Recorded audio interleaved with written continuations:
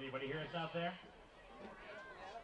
All right, in a little bit, just so you know, we have, of course, Mrs. Polonen, the principal at Griswold High School, and she's going to be standing up here or sitting down on a bench in front of the broadcast booth. And why? Because you can go ahead and you can purchase pieces of duct tape. And you're going to duct tape it right to the wall here.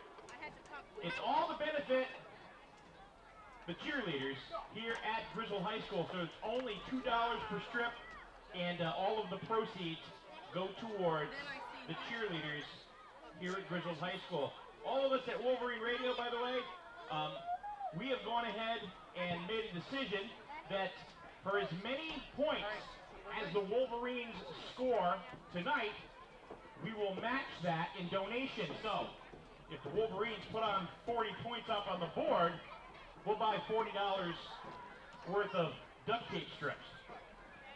We'll just keep putting them on. Bert Sorrell from Sorrell's Restaurant has also matched that donation. So if anybody else wants to join in on that, I'm sure the cheerleaders would accept that graciously. Also, Project Safegrad is here tonight. They are up top selling different items.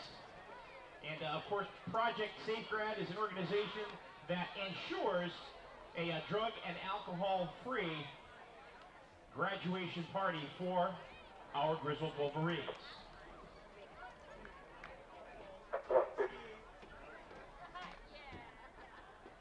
They're also selling, as Lisa put it, a bunch of sugar down there too, so anyway, candy.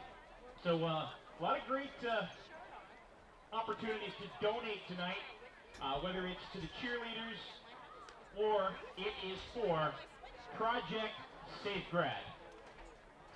Oh, here's another one.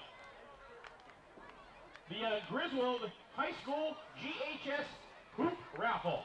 I'm going to have to take out a loan. For all these, huh? Oh, that's right.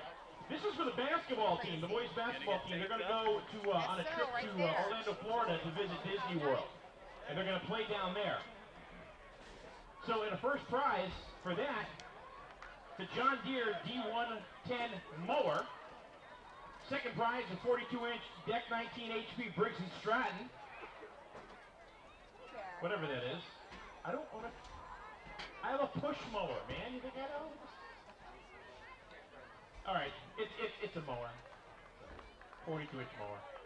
Second prize is a 48-inch Vizio LED Smart TV, 1080p, 120 hertz, full array. Not to be confused with full Monty.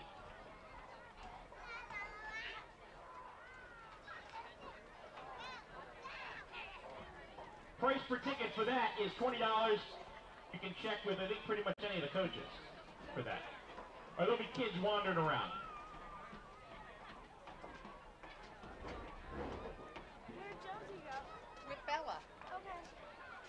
that shirt too, my sister. Love it. Hi, girl. Hi. How are you? Good. Good. Hi. Yeah, so she's down there. I think they're down toward the concession stand.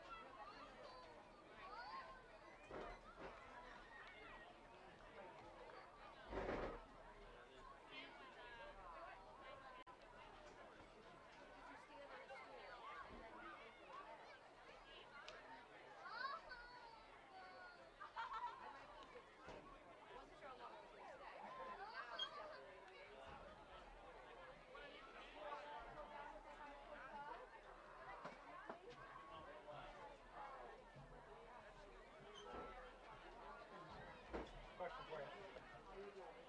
Play clock. 25 seconds. Kept in field, right? Yeah, that's all. So I'm trying to. The back door, the car's got back, he puts his hands up. It starts right. And it starts again when he puts his hand up, it's just 10 seconds. Okay.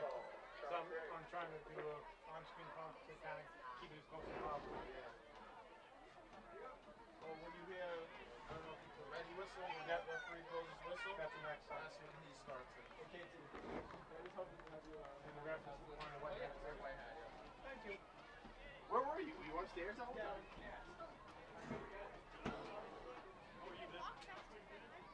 Good work. Here? What?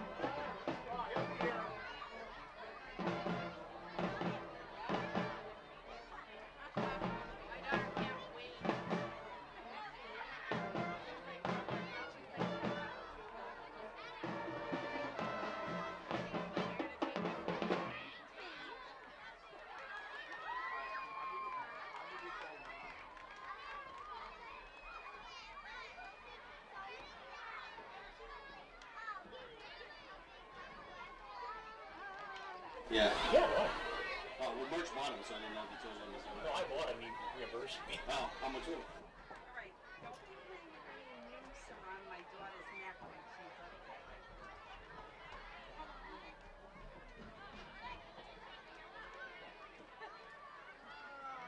Never give it up. Never do. That's Mr. Gilgamesh. What you eat? Sweet tarts? What are they? Sour I don't like sweet tarts. Not as Yeah, they the were. sweet tart. The sweet tart from no.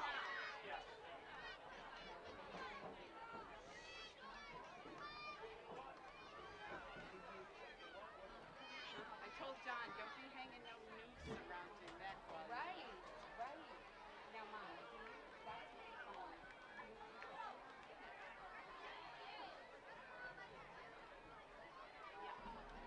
And Dad will be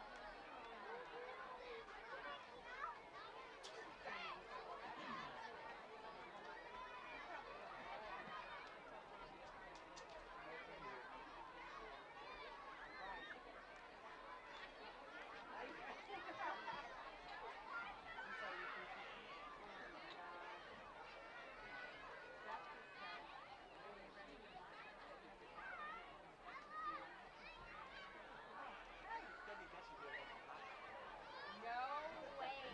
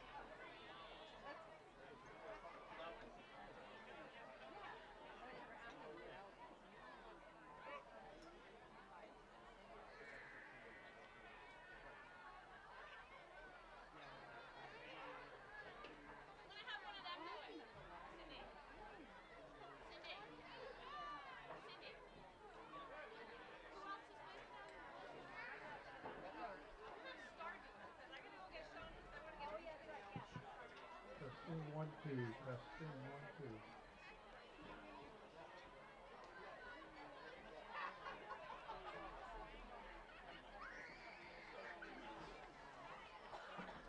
If you gotta make other announcements, go ahead.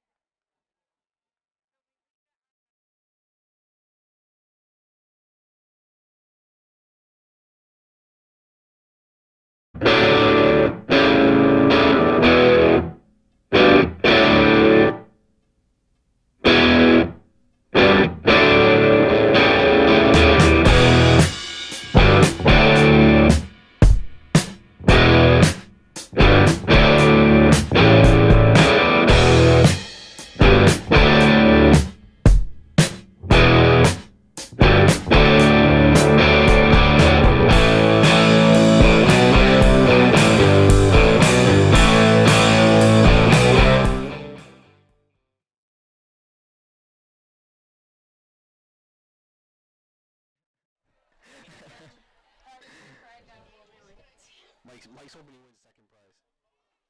The TV, not the. He doesn't need the tractor. Yeah. I need the tractor though. So if you win the tractor, no, I'm just kidding. I bought a new one and then some little rodent bit through the wires in the motor casing, and it's way out in the parking lot. $200 and something bucks to get that fixed.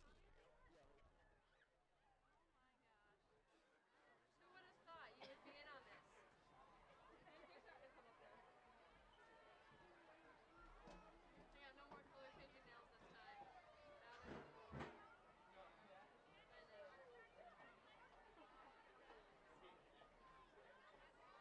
know.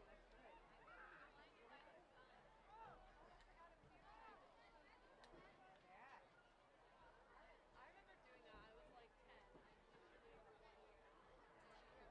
Yeah, 1 year. And I was, it was probably the scariest moment of my life. Like, I stood there and the mini high school colors and got those cheerleaders and they're all, I was like, oh my god. Like, it was probably one of the scariest things I've ever done so far. I was so scared to go away. Debbie! This won't have any effect on my evaluation, will it? It's for the cheerleaders. It won't. Hey, Josie. Can I get a piece? I know where you want it. Can I get one? Do you want to help me do it? All right, I'm not going to get one yet. Joe. Where should I put it? Can you press your belly? Right over here? Don't take the photo. Is it better? Do you like the color red the way I want? Do you like the color pink? Me too. I'll let you know when I'm going to get one, okay? I appreciate it. Yep, you too. Very cute. Happy Friday. I have an apple.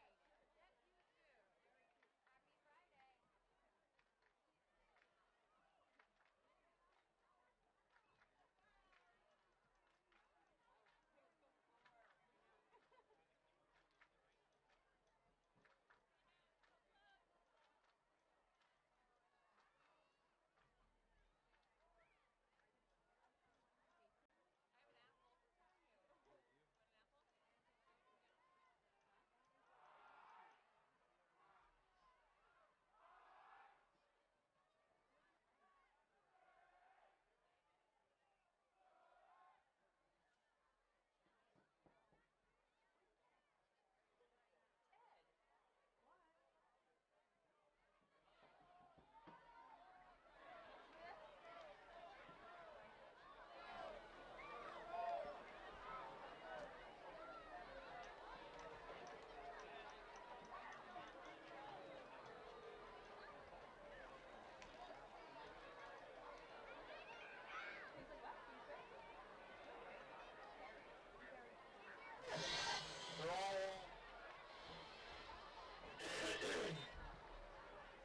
I'd like to welcome everyone here to the Griswold High School Stadium for tonight's game with the Griswold High School facing CREC Co-op, the Eagles.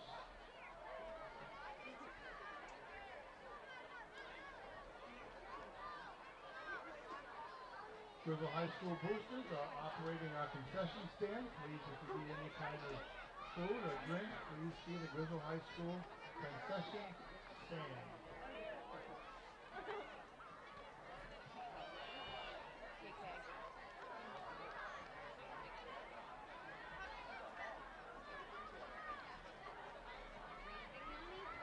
At this time, I'd like to welcome our Griswold High School football team.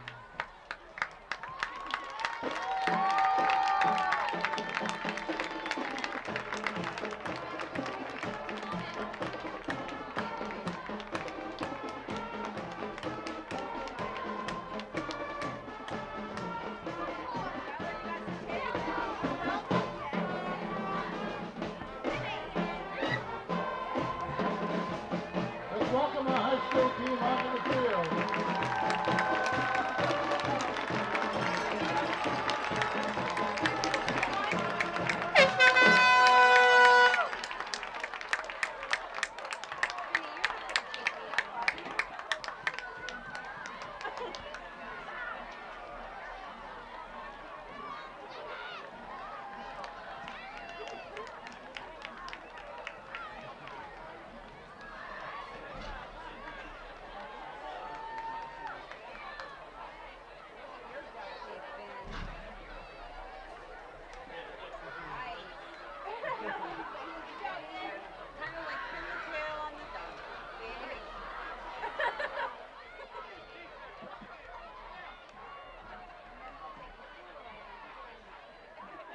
like to have our Griswold High School youth cheerleading team onto the field, please. Right now it's not feeling too safe.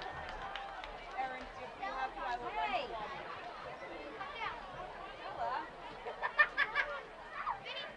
You would never do such a thing.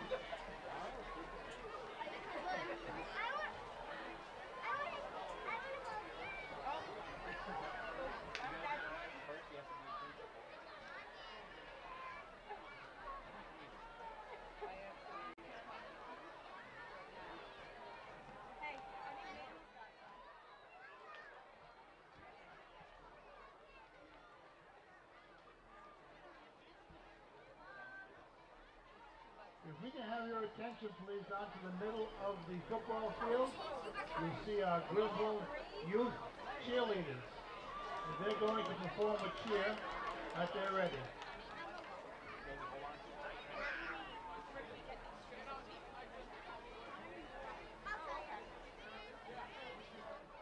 No, you wouldn't. I got one B because it's cringy, and then I got Z. I made a mistake.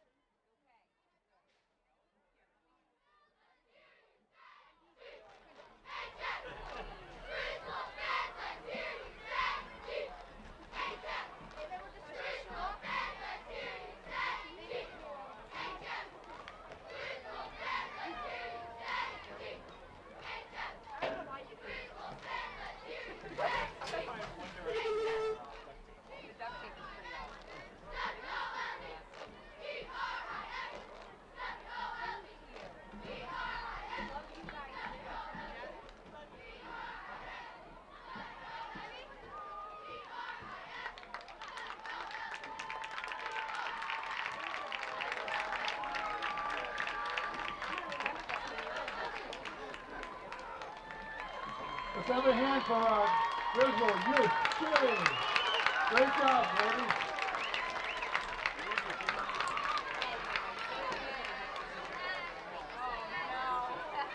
You let him do it to you. Screen? Where are they? Alright, click that. Click that.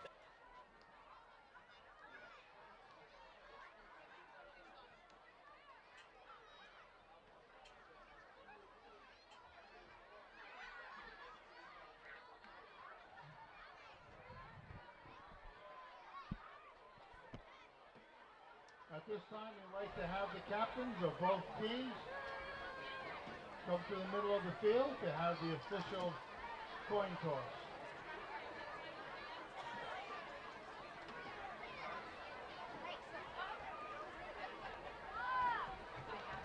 And I said, I'm like, I went to the bathroom before, I'm like, I'm not getting stuck up there.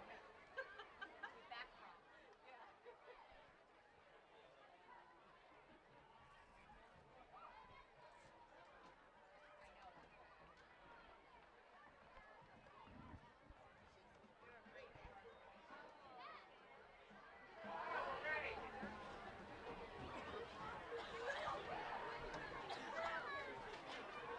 We're ready. We're ready.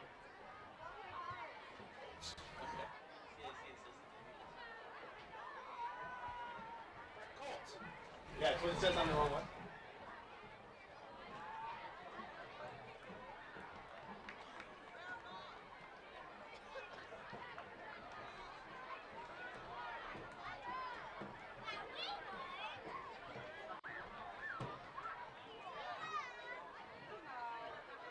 Griswold High School has won the toss and has elected to receive.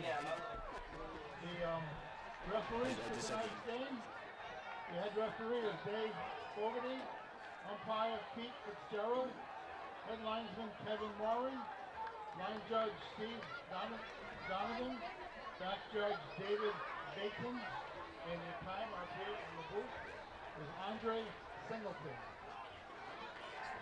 So if everyone please rise, please.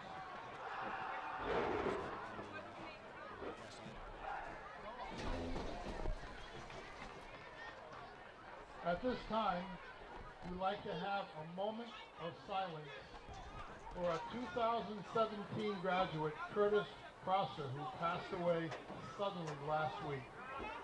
Please, a moment of silence.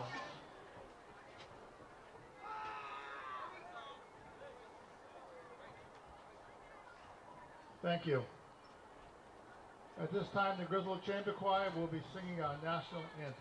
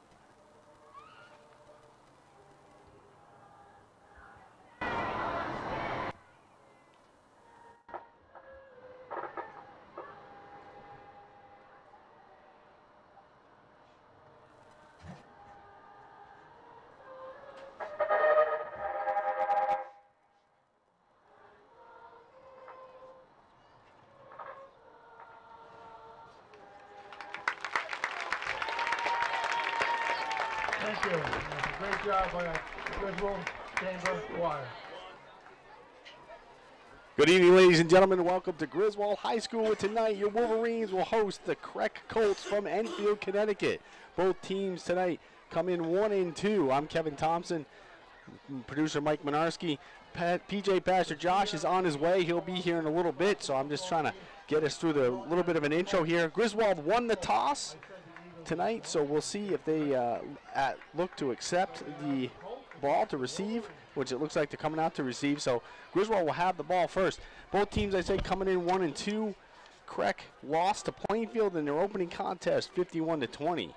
Then they beat Commerce out of Springfield, Mass, 34-0, and lost to E.O. Smith last week, 43-8. The Wolverines coming off a pretty battered and beaten team last week in Killingly, losing 49-0.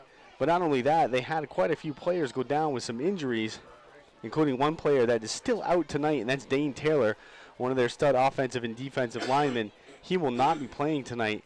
The other players, as far as we know, are suited up. Zach Tatro, who went out with a concussion late in the game, is suited up, as is Devon Ludy, who went out with a groin injury, and Devontae Fontaine, who was also in the game after suffering a shoulder injury last week. So they're all back and they're all playing here tonight.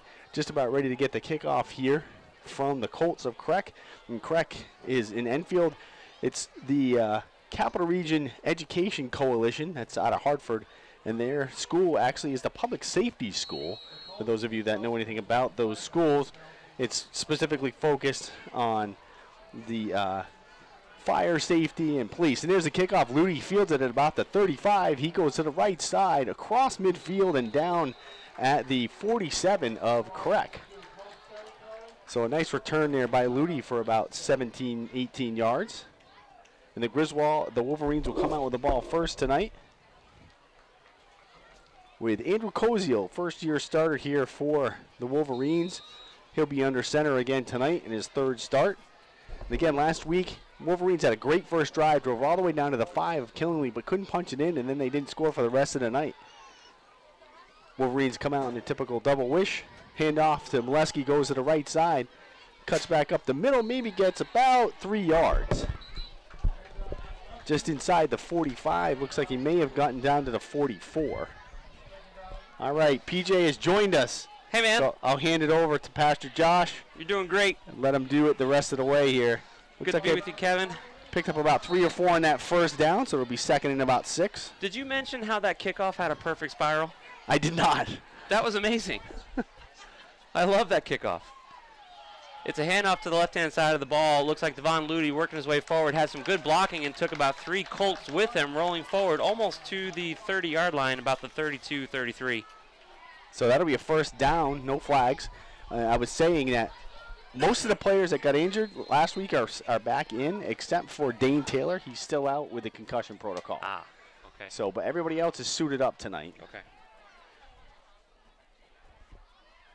Of course, we're 1-2 coming into this game, looking to get up to 500 tonight, of course. That's offsides on the Colts. Number 78 for sure came across the line of scrimmage there.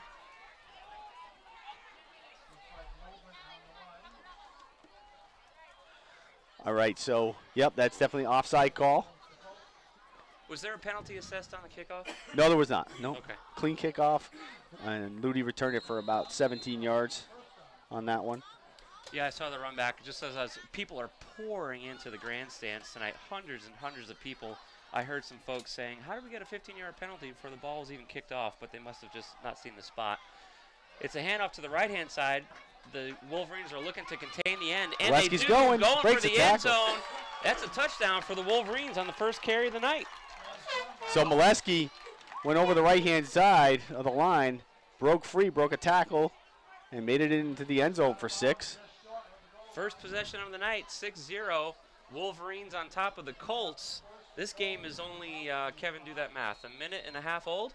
That would be correct. Wow, look at that. That's the iced coffee talking there. It's rubbing off? Yeah. Let's see, we're going to go for 1 or 2. Looks like we're going for 2, Kevin.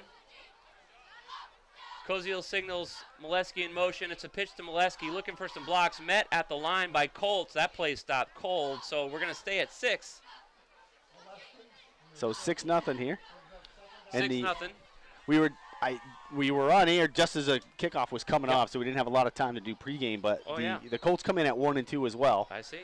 So and their stud is their Sanchez, their running back, who last year had the broken wrist. Couldn't play much, but he has more than 400 yards in 3 games this year. Wow. Okay. Well, there was a penalty.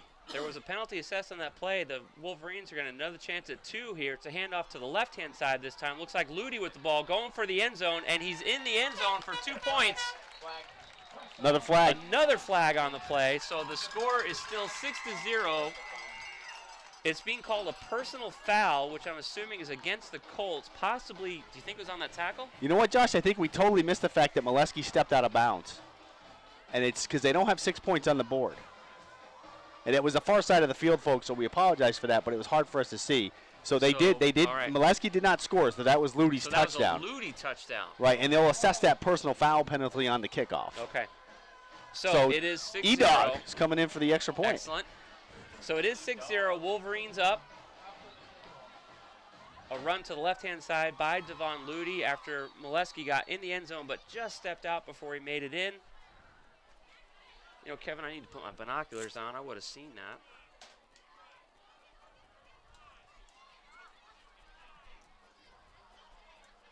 So there were 2 personal fouls, the referee's saying right now. One was a face mask, one was a horse collar. They're accepting the horse collar, declining the face mask. Yeah. It'll be assessed on the kickoff. The touchdown is good. So they did call the horse collar on Ludi in the end zone. Even though he had scored, there was a late horse collar. We didn't see this many personal fouls at all last week in the entire game. Another flag on the play. I think someone jumped. The kick was good by E-Dog, but that's not going to mean anything now as the flag came as the ball was snapped. I want to say CREC jumped. We'll see if he was pulled off or no. Yeah, offsides on CREC. It was. So they're going to make him re-kick. I don't know why. Well, the good news for the Wolverine fans is that we're really working the left-hand side of the field here. We spent almost the whole game within 10 yards of the end zone. We're just making points right now. 6-0 is the score. So E-Dog is going to go for the extra point attempt here again. Number 9 is going to spot the ball for him. That's Koziel. Koziel's the holder for the extra points. Yeah. It's the snap. It's the kick, and another flag. Looks good. No good. No good. We're saying. So the extra point is no good for E-Dog. It was a good snap and a good hold, but we missed the extra point. 6-0. Wolverines on top of the Colts, the CREC Colts. Kevin, talk to us a little bit about some folks that are making tonight's coverage possible, and then I want to talk about field conditions. All right, tonight the game is brought to you by Uncle Cranky's Cafe. Uncle Cranky's, Main Street, Jewett City, has great lunch and dinner specials every day, and Becky places their specials on the Wolverine Radio Facebook page daily. Uncle Cranky's Cafe, proud to sponsor Griswold Football. Wings. I hear wings are really good at Cranky's. Wings at Cranky's. That's what I'm hearing. Do they fly? That's the word on the street. In your belly. Thomas Buffington Associates Auto Repair in Plainfield is offering the best auto repair you can find in the area. You have to hurry. They're really busy. Check out their Facebook page for details. Thomas Buffington Associates Auto Repair, 860-317-1079. Dean's Corner Diner is back for another year of Griswold football. Stop in any day of the week for bar none, the best breakfast in town. Not only that, but Dean's has great lunch specials as well. Dean's Corner Diner, open 7 days a week, says go Wolverines. Wolverines 6-0 here at 9 minutes and 50 seconds remaining in the first quarter. Bryce Molesky with the onside short kick to the CREC Colts, who field the ball at their own 33-yard line. The ball was kicked from the Colt 45-yard line. That was the penalty. Of the penalty assessed on the previous set of downs, which did result in 6 points for the Wolverines. So the Colts are going to take over on downs first time tonight from their own 33-yard line. Looks like they're spotting it at the 33. So the guys to watch out for on offense for the Colts are Manny Sanchez, their running back. He's got 409 yards and 5 TDs in 3 games this year. He had 189 yards against Plainfield. Wow. And he was injured last year, now, so we didn't really get to see him. Plainfield last week? No, they played Plainfield in their opening game. Opening game. They lost 51-20. Wow. It was close in the first half, but Plainfield pulled away in the second. Blew it out in the second half, yep. Here's the snap from the shotgun throw, first play of the game, tackle. and a nice tackle by Bryce Molesky. He read that play from downtown. And that's Manny Sanchez on that little pass out in the flat from coming out of the backfield. I don't think they lost yardage on that play. They lost about 5 yards, bringing up 2nd and 15 or so. Molesky read that all the way. He was following Sanchez out of the backfield and took him down right as he caught it. No, now that I look at the spot again and I'm able to look at the They got back to the line of scrimmage. No, you're right. You're right. They lost about 5. Oh, no, they did. Okay, so now they're catching up. Okay, right. They're moving it now. All right, good. 2nd and 15 for the Colts. This team evenly matched against the Wolverines. It's a handoff to the right-hand side of the ball, number 1, right up the gut. And let's see, that was number 66 for the Wolverines that stopped that play. Yeah, nice tackle there by Logan Brown. And Sanchez gets 3 yards of that 5-yard loss back, so that'll be about 3rd and 12, 3rd and 13. So CREC, they also put the ball in the air a little bit too. Isaac Torres, their quarterback, has more than 350 yards in the air with 3 touchdowns and 3 interceptions. We love to see that. It's very cool. Beautiful night for football. The quarterback's getting flushed out of the pocket and Zach Tatro. By Zach Tatro. Nice play there by the Wolverine defense. Loss of 15 yards there. So what we're not going to see tonight is we're not going to see the Wolverines get horsed around by a massive offensive line like we saw last week. And when we're on offense, we're not going to see our offensive line get horsed around like we saw last week. Killingly's just bigger than we are. That's the bottom line. The first 3 teams that we played this year were bigger than we were. Now, of course, we pulled a win out in one of those games. But physically, I'd have to say, just looking so far tonight, if anything, I'd say the Wolverines have the size advantage tonight. Yeah, it depends on the position, but they're pretty evenly matched. So this is going to queue up. My guess is it's going to be a high-scoring game. It's going to be a fun game to watch and to play. Are we doing live stream tonight? We are. Nice. We are live on YouTube. So we just have to go to the Facebook. Timeout CREC. Timeout for the Colts. They're going to come back and talk about what's going on here. They've got a big 4th down here, 4th and 24. So our guess is they're going to be punting the ball away. But if you go to the Wolverine Radio Facebook page and click on the link, you can watch the game tonight on your laptop or whatever on your device, and then you'll have our coverage to go play-by-play. So you can still watch NCIS. That's fine. We won't want to take you from that. But you can be watching the game as well with our play-by-play coverage. It doesn't get any better than that, folks. Brought to you by Wolverine Radio. Our home games were able to offer that service. That's very, very cool. So CREC comes out of their timeout.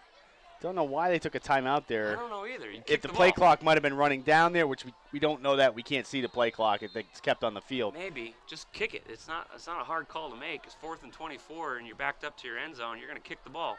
So sure enough, they do. It's a low kick, bounces at the 35, bounces up to the 50. Devon Ludy is just going to say, how about you just keep bouncing because we're going to have good field position, and there's no reason for me to get pounded. So we're going to pick up on downs. Wolverines on 42, on our own 42-yard line. It's going to be 1st and 10 in just a few moments. 7.5 minutes remaining. Wolverines on top of the CREC Colts, 6-0. So that was a symptom right there. It's a short line drive kick. They easily could have come up and fielded that ball. Sure. But they've had trouble this year with the punts. Yes. They've muffed a few. Yeah. Especially in situations like that where the ball's bouncing. So they're like, you know what? We're just not going to touch it. No, it's not worth it. No, it's not worth it. That's great field position. We're on our own 42-yard line. Here goes Koziel from the line of scrimmage, hands it off to Bryce Molesky, looking for some blocks, cuts back up middle, drops the ball, and it looks like the Wolverines were able to pick it up at the 50-yard line. That would be a huge break for us if we recovered that fumble because that ball popped right out. It's a scrum for it. We'll see who has it. Wolverines are saying it's going their way. Let's see what the guys in black and white have to say. It looks like that ball was recovered by number 5 for the Wolverines. So, yeah, down at the bottom of the pile was Logan Chappelle. All right, I think Sass has something for us down on the sidelines. So let's get Sass mic'd up here, and we'll get him on the air. Go ahead, Sass. Hey, guys. All right, so just checking down here on the field. A couple key injuries on the lineman side as well. Dane Taylor right now. Devontae Fontaine was getting his hand taped up, and right now we do, as you may see, Bryce Molesky coming off with an ankle injury. So we'll see how the rest of these injuries go for the rest of the game. All right, back up to you guys. Thanks, Ass. That's never good news for us. Losing Bryce Molesky, even for a couple of plays, is not a good thing. So on that play, he was carrying the ball to the right-hand side, cut it back inside, got a few blocks, ball popped out. We did recover for a gain of yards. Back to throw, and it's caught by the Wolverines down at the 20-yard line. Nice reception there by Michael Sims. Good throw there by Koziel. Sophomore tight end. Now, Griswold uses a double tight end set with Tatro on one side, Sims on the other. Sims is on the right-hand side that time and went down the sideline, was way behind the defense, and Koziel hit him perfectly. Very well thrown ball on the right-hand side of the field. Field's in absolutely immaculate condition. Of course, we haven't had much rain recently, but the field is green, the field is dry, the field is recently mowed and painted. The sun's going down right in front of us. The lights are on. The stands are full. Cheerleaders are cheering. Great night for high school football. 6-0, Wolverines on top of the Colts.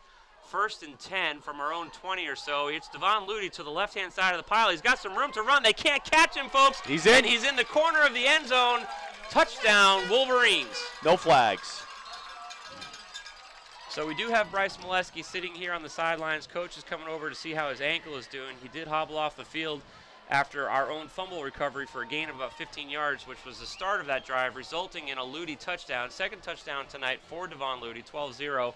Wolverines over the Colts, but we're seeing that Bryce is being assessed by the coaching staff right now, and that would be not good for us. Not good for the long term. I don't know if it'll be much of a factor in this game, but so far so good tonight. Going for 2. Going for 2 is the Wolverines. It's a handoff up the middle, and they just steamroll that ball.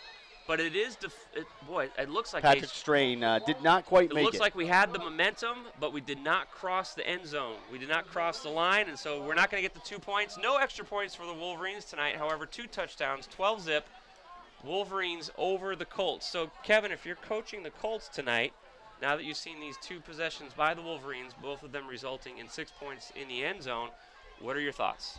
Well, yeah, I think on offense you're going to have to start throwing it a little earlier maybe than you anticipated. And for Griswold, that's a good sign because you may take their running game with Sanchez out of the game for temporarily until the Colts maybe put some points on the board. The defensive line is just being overwhelmed right now by the offensive line for Griswold, so you might want to start putting 8 or 9 in the box to see if you can stop the run. But with Koziel having that long pass rolling out, that's another factor too. So might be a tough night for the Colts. We'll see. Griswold, certainly good to see them coming out firing on all cylinders after getting completely thumped last week. Running, throwing, blocking. This is a great, solid team. Yeah, we got thumped, but wonderful, solid team this year. Very exciting to see. Molesky up on an ankle, putting his weight on it, so that's good.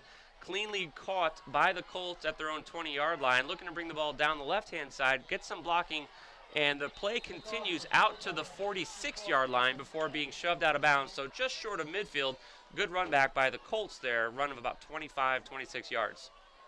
Yeah, so that'll be just short, I think, of the 45 is not going to spot it. Depends, But yeah, they stepped so out. E-Dog had to kick off there from Molesky because Molesky couldn't. He's not kicking anything right now. Yeah, he's back on the field, though, for defense. He's coming back on the field. Molesky back in the game. His left ankle possibly a little gamey, but he's up, he's walking. And honestly, if you didn't see him come off just a couple plays ago, you wouldn't know it because he's walking fine. But he has it all taped up, you can see. Yep. On defense, his normal position, I believe, is as a cornerback, right? Linebacker. Linebacker? Yep. Here's the snap from the line of scrimmage. It's a handoff up the gut. Wolverines step up and stop the play after a gain of about 3, maybe 4 yards.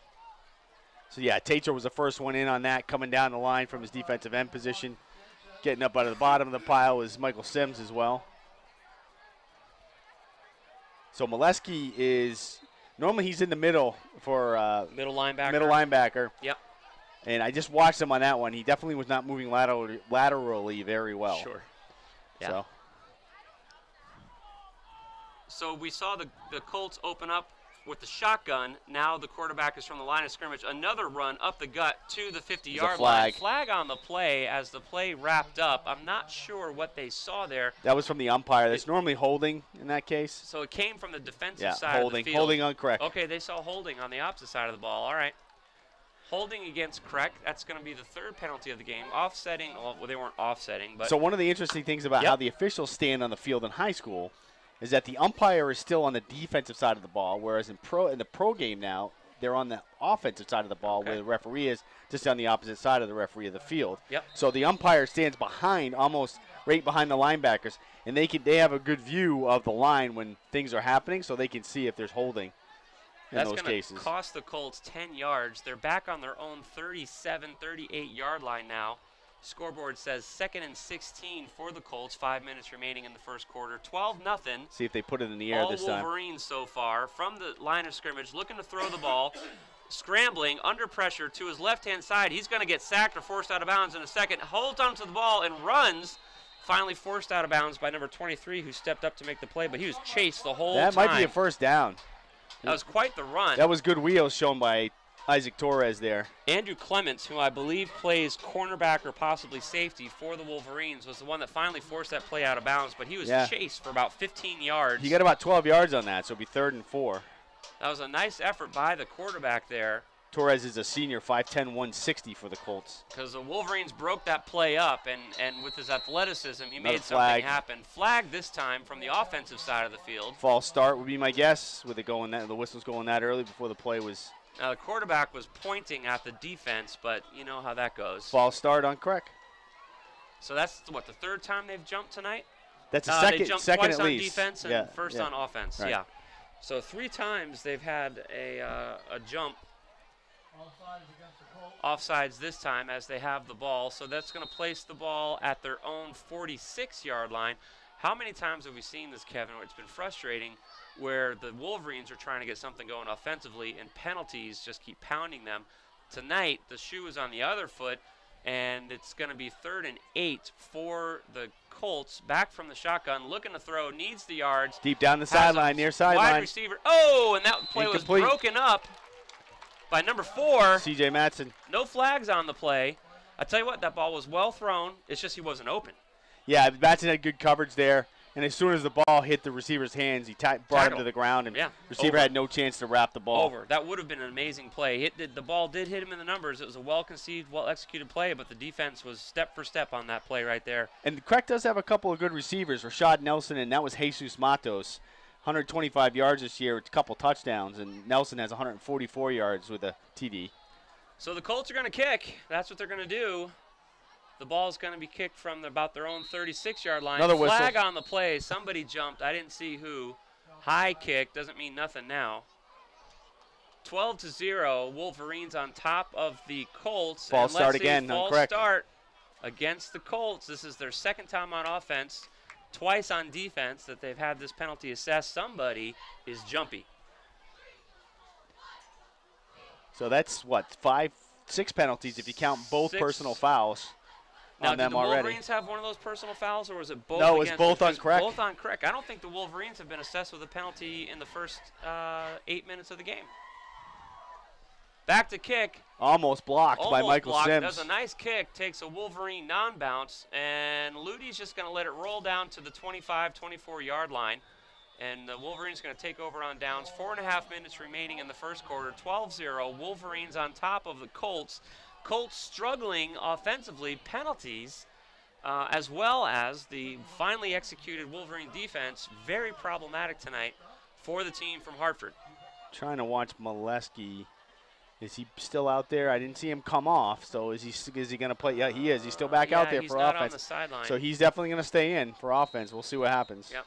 Of course, Molesky this year is not quarterbacking. Koziel's doing that, sophomore for the Wolverines. Molesky has been a critical part of the offense, however, as a running back. He's been doing a fantastic job. That's how he got his ankle twisted up a little while ago. It's a fake handoff to Devon Ludy. Back to throws Koziel under pressure, scrambling to the right-hand side of the field, fires the ball in desperation. Incomplete pass. Yeah, so most of the pass plays that Griswold has run this year have him rolling out or in motion in some form or fashion. I'd be interested to see if they just kept him in the pocket, what would happen. Yeah. The intended receiver was Zach Tatro, but it really was just an outlet for a quarterback that was under pressure there.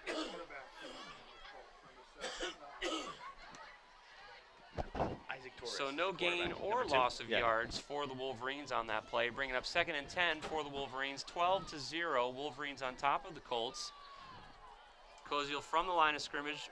Ludy in motion, fake handoff, back to throw, under pressure, bounces off and intercepted by the Colts.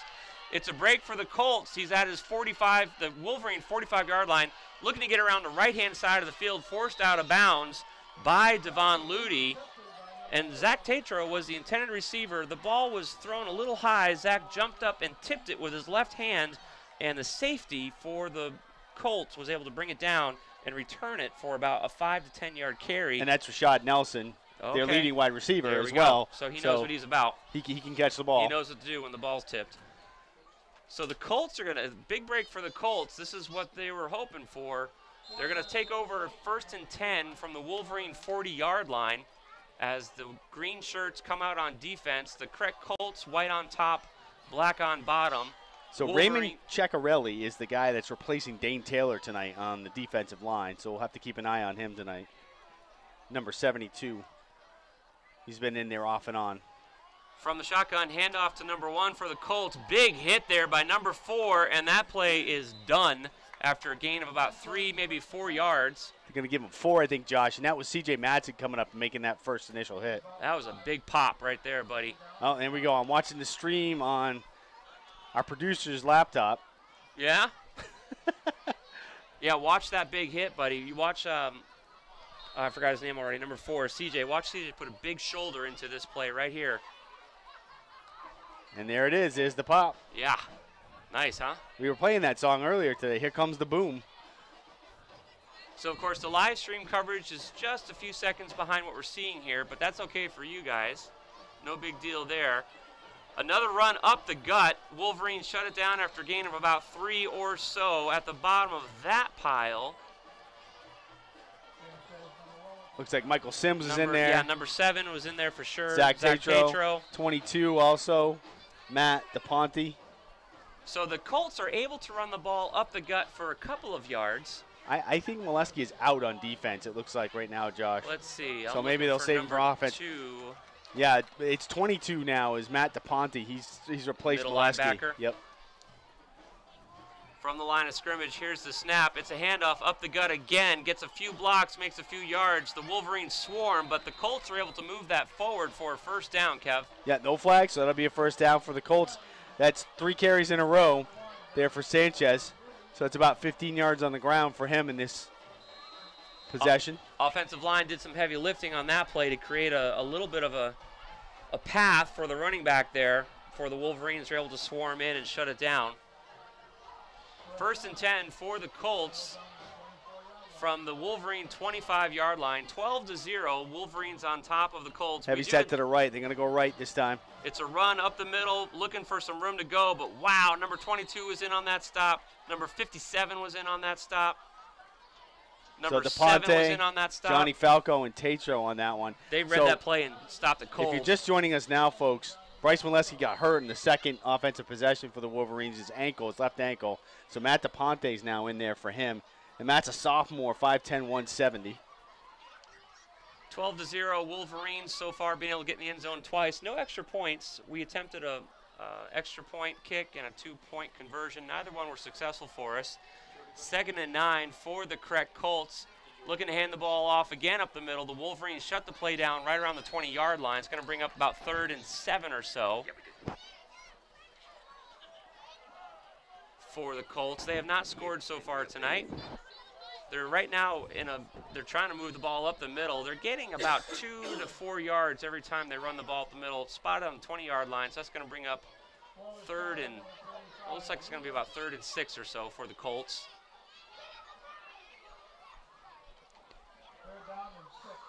So I don't know what their kicking situation is. Oh, we got a flag on the play. Delay here. of game? Must be a delay of game. Minute remaining in the first quarter. The defensive ref saw something, heard something, didn't like something, talking to the Wolverines right now. Number 18, number 23, and Devon Ludy are talking to the refs. Unsportsmanlike conduct. Unsportsmanlike conduct. So the refs heard something they did not like. Before that, nobody was set. So it looks like Patrick Strain's trying to fix something on Devon Ludy's equipment. So if there's an equipment malfunction or something like that and the refs see it, you know what? It might have been a necklace or something that was hanging out on Ludy's uniform. Huh. And that's a violation. Ludy is gesturing. He's saying, it's my bad, whatever it was. He's not upset at all. Because normally if it's an equipment thing, they'll give you a warning, and then it's the next time they give you a penalty. Yeah. Especially if it's like a mouthpiece that's not in or something like that. We've seen Devon get heated up in the past. He's not heated up now. So whatever it was, Kevin, I think you're right. It was something to do with his equipment. Handoff to the left-hand side. Has some blocking. The CREC team is running for the end zone, but forced out of bounds by the Wolverines. Gain of about I think you 5 got or just 6. inside the 5 there, yeah, Josh. it's going to move the chains again. That's bringing up, I think it was 1st and goal there, Josh. Now it's 2nd and goal because they were at the 10. I don't see the first down marker. After the penalty, they did. Right. Yeah, so they got. Yeah, so it's 2nd and goal.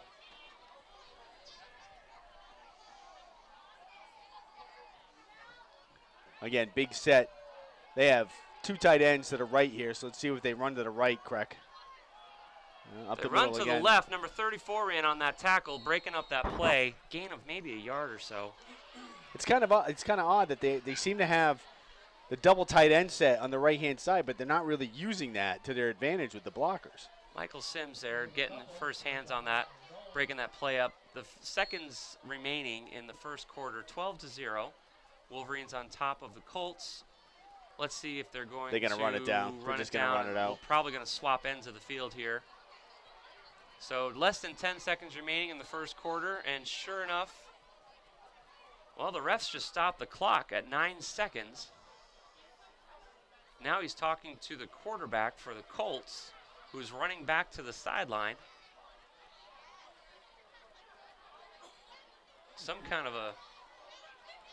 I think he was telling me so Sanchez tried to come back into the game, and what he was telling him is that he could not do that. He could not substitute back in. Interesting. Well, now time is out. Now so time is out. all that was for nothing. There's no time remaining on the clock in the first quarter. We're going to swap the ends of the field around. 12-0. Wolverines on top of the Colts. Thanks for joining us tonight. You can join us on live stream as well. Go to the Wolverine Facebook page. Click on the link, and you can see live continuing coverage of Griswold High School football here on Wolverine Radio.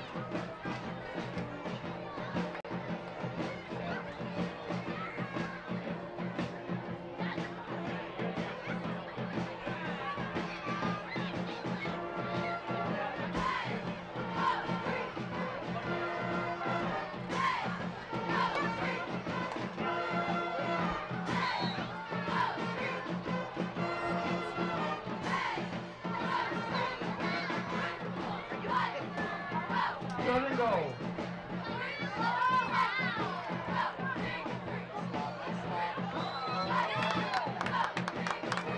Sanchez stops short of the goal line, brings up a 4th down and goal.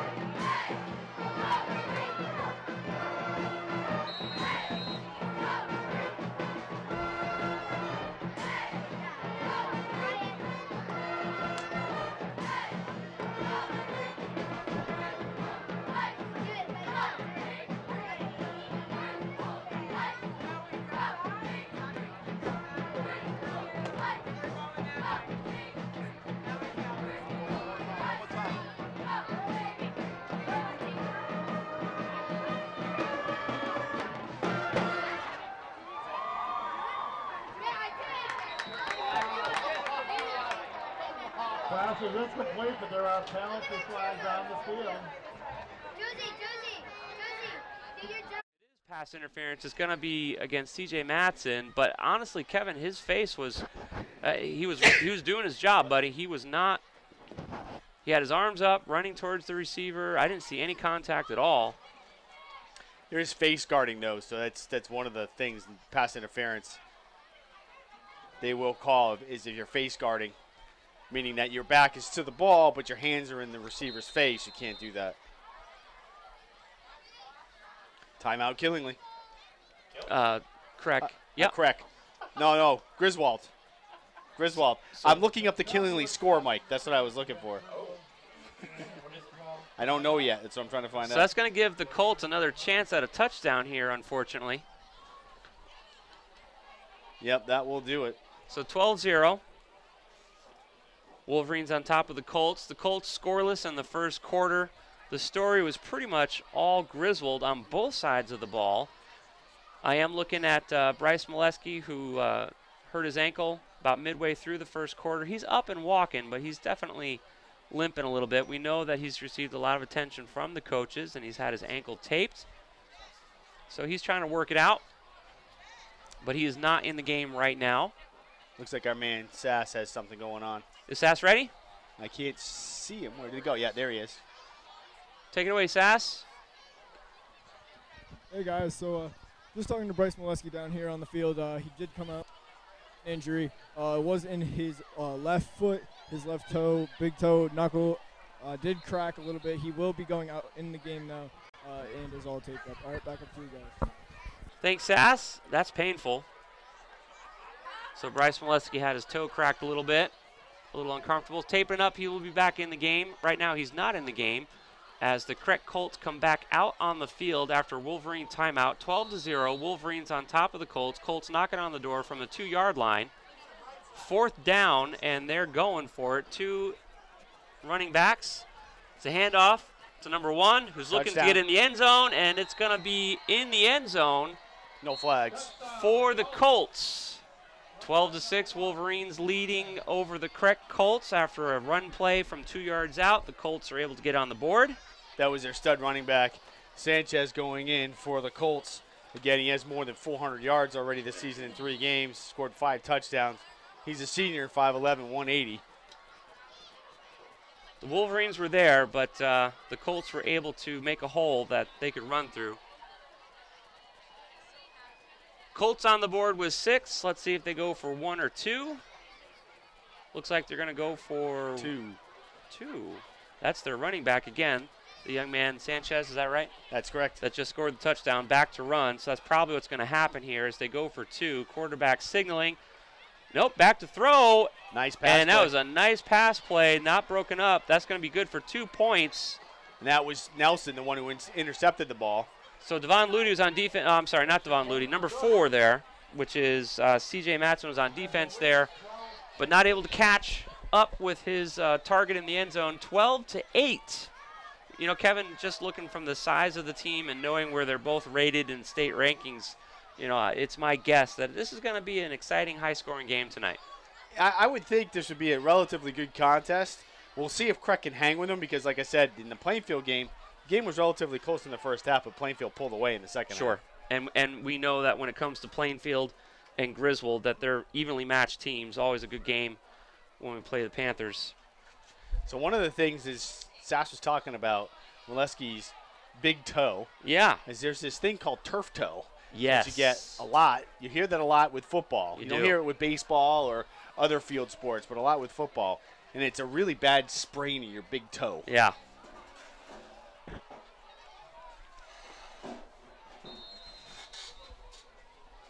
Colts back to kick from their own 40-yard line. 11 minutes remaining in the second quarter. 12-8. Wolverines back to receive. I'm looking at that's Bryce Molesky back to receive. However, it's number 14 picks up the ball. Low kick, able to run forward, get some blocking. There's a big pile up there just short of the 50-yard line. Play is going to be whistled dead at the Wolverine 47-yard line. Colby Vantine on with that. Molesky and Ludi were back to receive on that play. However, the ball never got there. It was a low kick. Nice catch by the Wolverines. Great field position. Sun's gone down below the horizon. Beautiful sunset here. Fields are on, nice and bright. The stands are full tonight, folks. Lots of people here tonight. Beautiful night for football. It's about 60 degrees outside, I think. It's pretty much a beautiful night for anything. No kidding. Especially for being outside. Koziel signaling from the line of scrimmage. Molesky in motion. It's a run up the middle. The Wolverines are turnabout is fair play because what we saw in the last possession was CREC moving the ball. Number 18 on the carry for the Wolverines. That's Patrick Strain. Moving the ball forward. Nice effort there. It's about brings the ball up to the 47-yard line on the other side of the field. Now we are in CREC Colt territory. 10.5 minutes remaining in the second quarter. 12-8. CREC just scored a few minutes ago. Their first score of the night. Handoff to Bryce Molesky, running to the right-hand side of the ball. Flag down. Number 94 for the Colts brought Molesky down that time. Looks like no gain on that play, significant anyways. And as Kevin mentioned, there is a flag down on the play. Tonight we've seen the Colts jump 4 times, but they're rejoicing right now, so I don't think they jumped this time. And the Wolverines are backpedaling, so I think we jumped. That's a chop block. That's going to be a big walk-off, 15 yards against the Wolverines. That's going to put us back on the other side of the field, radio left. Green on top, black trousers tonight for the Wolverines. That's going to bring the ball, let's see, we were at the 47, so now we're going to be at the 38 or so, something like that. That would be correct. Look at that. That's the second time tonight I did math. 21-6 Killingley over Wyndham. Update on the score for Killingley, 21-6, Killingley over Wyndham. Plainfield has a bye week this week, so you won't hear us giving updates for Plainfield. We normally try to give you updates and scores. So for Jeff the local Gardner teams. has the night off? Yes, Scott and Jeff have the night off. Scott and Jeff have the night off. Lockwood, 73-yard TD. Back to throws Koziel under pressure and sacked by the Colts. That was a nice tackle there. Number 56, Sajay Willis. He's a senior for the Colts.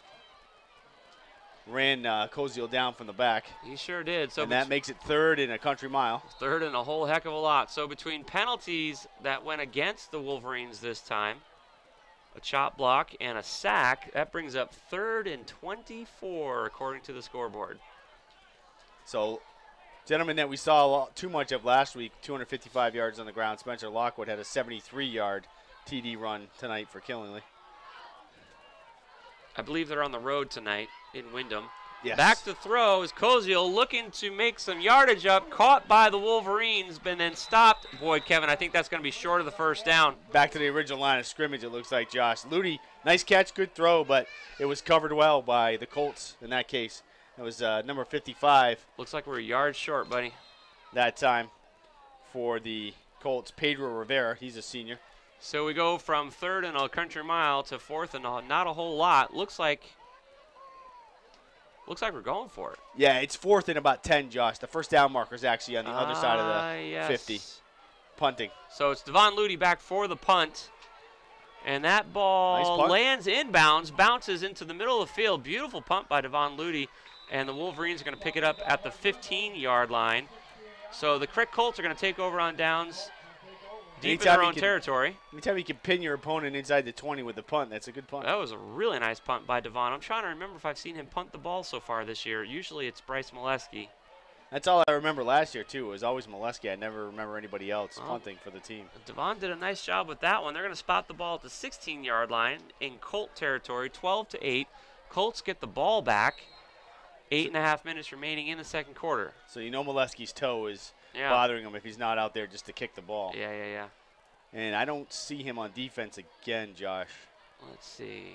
No, he's not out there, I don't think. Looking to my left. No, is that him on the left there? I need to. It's number 5 on the left. Number 2, there we go. Yep. Oh, he is, number 2. Him. He's middle linebacker, sure enough. There. Yep. He was just turned around, so we couldn't see the I number. didn't see him on the sideline, so. From the shotgun, the Colts take the snap. Fake handoff, back to throw, under pressure, hustled up there. Nice play by number 30 on the not a sack because he got rid of the ball, but on the hurry up there. Devontae Freeman was in on that one. He was another player that was injured last week, had a bad shoulder, and wound up being able to come back this week. He did a real nice job getting through the offensive line that time and forcing a lot of pressure on the kind of quarterback. missed that block. He came in unblocked, and the quarterback had no time to throw that, so he just had to throw it away. Yep. And he short-hopped it. So 2nd and 10 for the Colts from their own 16-yard line. 12-8. So far, it's a Wolverine lead. A play is whistled dead. Somebody jumped. We're seeing that a lot tonight. So far, it's been all Colts jumping. Let's see what happens this time. Sure enough. Game. Oh, nope, delay game this time, but Delay it goes against the Colts. Yep. So the back judge is the one that keeps the time for the play clock, and he's the one who threw that flag way down the field, 20 yards down the field. So that was a delay game. That's going to move the Colts back. Let's see. That's going to spot them at the 9-yard line, I believe. Deep in their own territory. 12-8, Wolverines over the Colts. It's a 4-point game, which in high school football is almost a tie. Here's the snap from the shotgun, back to throw. Nice pitch and catch there. No flags on the play. And that looks like it's going to be a first down. Is that going to be enough to move the chains? It's close. It looks like it. It does look like it, doesn't it? Let's see. No, they're going to be a yard shy. All right. That was a nice play there by the Colts to get the... That was Rashard Nelson again, the gentleman who caught the touchdown. 3rd and 1 is the call on the field. The Colts looking to get the ball moving here as they're 4 points behind. From the shotgun, it's a run up the gut. Wolverines are there, rolling forward with the ankle tackles, number 30 for the Wolverines. Let's see if that's enough for the first down. Definitely enough for the first down with no flags. That was Sanchez again. So that'll be a first down for the Colts. And Freeman was on that tackle again. And I stand corrected. Nelson actually caught the 2-point conversion. Sanchez scored the touchdown. First down for the Colts. They're inside their own 32, 33-yard line. Quarterback is looking at some plays scribbled on his wrist. Now he's signaling. The referee just threw a flag. Not exactly sure why. False start on CREC. I didn't even think they were set. I never really even saw them set. The quarterback was always wandering around right there. So the only thing I could see there is that the running back, the quarterback shifted the running back to his left, and if the running back started forward, that's a no-no. That's when you come into maybe that's what it was. Situation where you can't do that. Because it never looked like the offensive line was set. But they must have been set enough.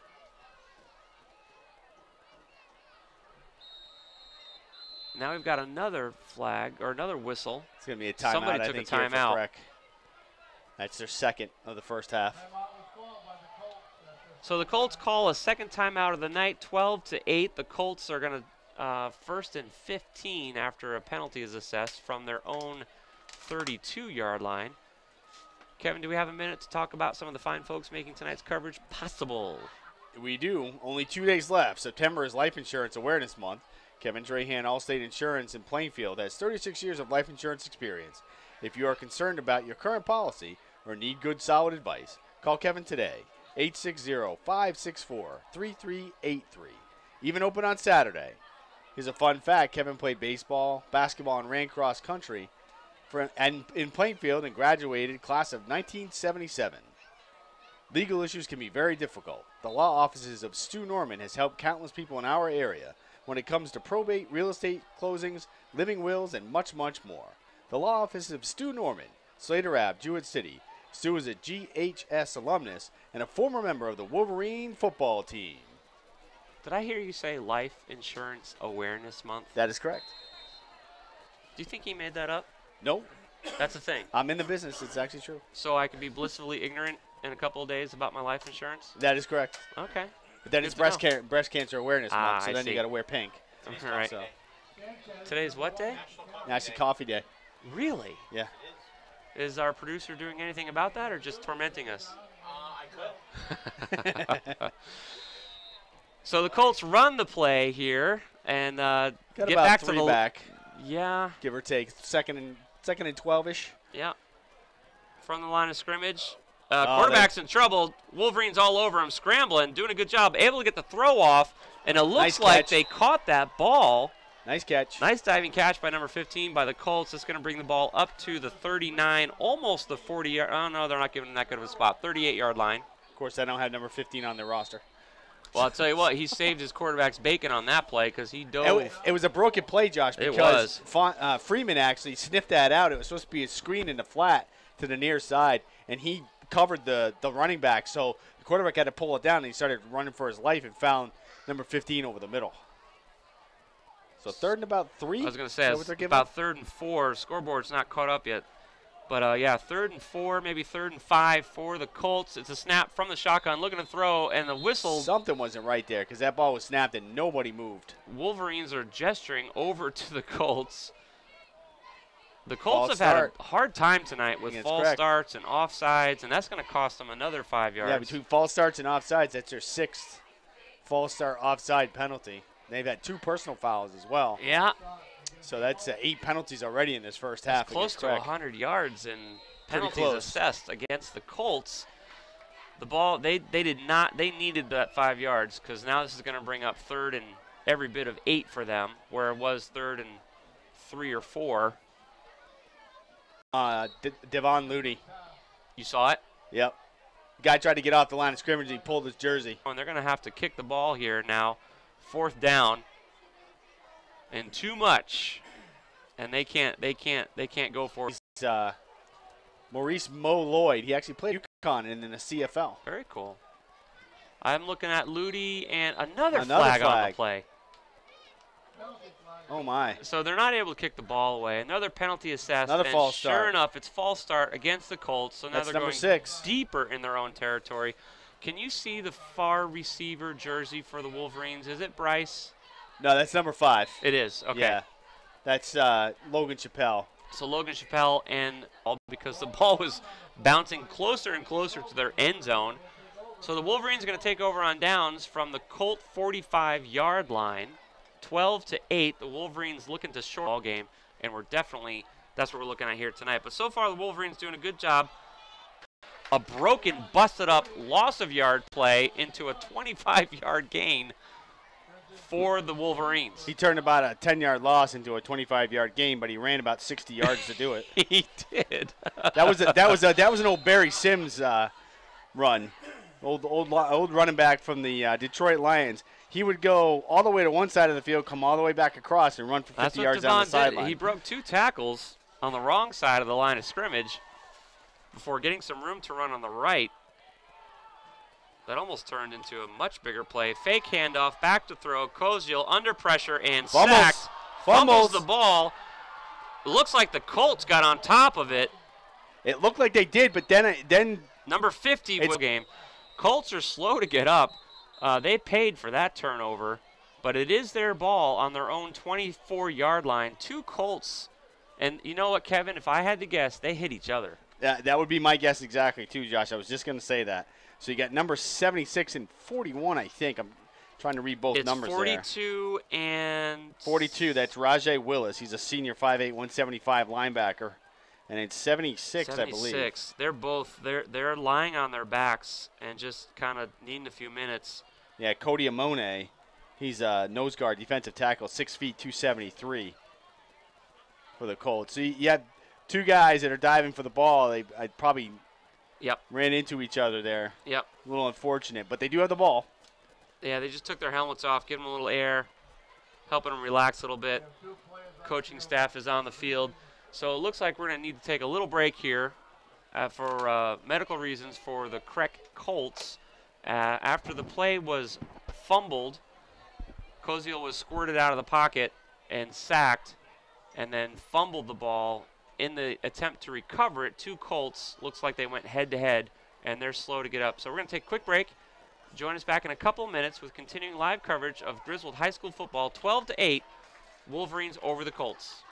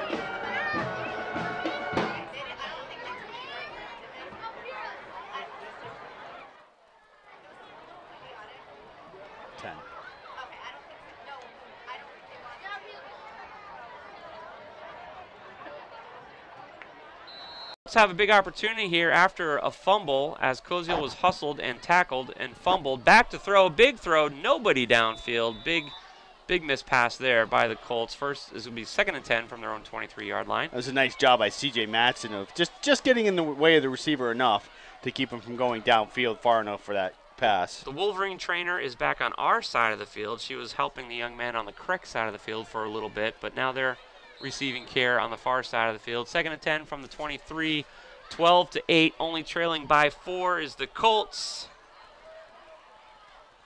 Fumble, quarterback could not get a hold of that snap from the shotgun position, so that's a big loss of yards for the Colts, bringing them back to their own 15-yard line. Snap wasn't terrible, but it was a little down and to the left. It was a little low. But that was an inside strike. Torres should have been able to handle that. Now Griswold is taking timeout because they want to try to get the ball back here with a little time on the clock. So that's their 2nd timeout of the half. Wolverines hanging on to a 4-point lead here. We saw 2 touchdowns tonight, both by Devon Ludy. Bryce Molesky was in the end zone, but apparently he stepped out of bounds. And so Devon Ludy on the next play ran the ball in. We have not capitalized on any extra point opportunities, whereas the Colts have. They got a touchdown and a 2-point conversion on a run up the middle. 3 minutes and 52 seconds remaining in the half. Wolverines looking to hang on to the lead, if not cause a turnover here, as the ball is deep in CREC territory. 3rd and 18 from their own 15. Both teams suffering with some injuries tonight. So Molesky tweaked his toe in the second possession for the Wolverines, and then in that last scramble for the ball, we had a couple of CREC players go off. Molesky's back in the game in his defensive position as middle linebacker. We know they taped his toe up. Sean Sass from the sidelines brought us that update early in the 2nd quarter. CREC is back out on the field looking to take the snap on the 3rd down here from the shotgun. Looking to throw. Under pressure, forced to his left. Big sack by the Wolverines. Wow, that was nice. That was a meet me at the quarterback. He held on to the ball too long. He had number 4, Rashad Nelson, streaming down the near sideline, and he was open. If he had just thrown it up, that might have been a big play for the Colts. That's going to bring him back to their own 5-yard line on 4th down. So the Colts are at 6-yard line. Oops, 7, actually. 4th and 18 from their own 7. The Colts are going to have to kick from their end zone. Back to receive our Bryce Molesky and Devon Ludy, I believe. Good timeout by the Wolverines just before that play No to stop kidding, the clock. huh? Gives them 3 minutes here to try to do something. The ball is in the air, and Bryce Molesky catches it at the 30-yard line. No blockers in front of him, tackled at the 25-yard line. 1st and 10. Coming up with 3 minutes remaining in the half for the Wolverines. Kevin, this is good. Great field position for the Wolverines here. Let's see if they can punch it in before the end of the half. Absolutely. Good field position for the Wolverines as they're on the CREC 35-yard line. Radio right has been where all the action's taking place so far in the second quarter. What do we have to look forward to at halftime? We're going to have some the marching band, obviously, and the Griswold High School cheerleaders. Night. That's what I was wondering. It's youth football night here tonight. So you have the youth football players and the youth football cheerleaders. When do we get here. to duct tape the principal to the side? She's already being duct taped. She's being duct taped as currently, we speak. yes. Aaron Polonen, Griswold High School principal. It's a trick play. 2 handoffs, ends up with Devon Ludy. He's got room to run and a blocker going for the end zone. Touchdown. Touchdown, Wolverines. Touchdown. Kevin, I have not seen that play before. No, that's the first time I've seen that. So what they did there is Koziel takes a snap, inside handoff to Molesky, and Molesky pitches it inside, almost like a little shovel pass to Ludy. Ludy goes on to the left side for a touchdown. And from our perspective here in the booth, the way the play developed, you could see the lane open up. I could have driven my truck through it. We're going for 2? Going for 2. So 18-8. A 4-point lead turns to a 10-point lead just like that. So in 12 seconds, they score a touchdown. That's what I'm talking about. High school football. Here we go. From the line of scrimmage, Koziel takes the snap, fakes the handoff, looking to throw. Oh, off the hands in the end zone. No good. Let's see, Michael Sims. Now, I don't know if Koziel didn't see it, but as he started to roll to his left, Zach Tatesworth was wide open, and he missed him. Yeah, it's hard to see. So the Wolverines are coming back to the sideline. The Colts are going to have another chance here with 2 minutes, 51 seconds remaining in the half. 18-8, 10-point lead for the Wolverines. A very cool touchdown play. We've never seen, would you call that a trick play? It's a bit of a trick play. It's a little misdirection. It was awesome. And the lane just opened up. It was really cool how you could see the lane open up. You could have driven a truck through it.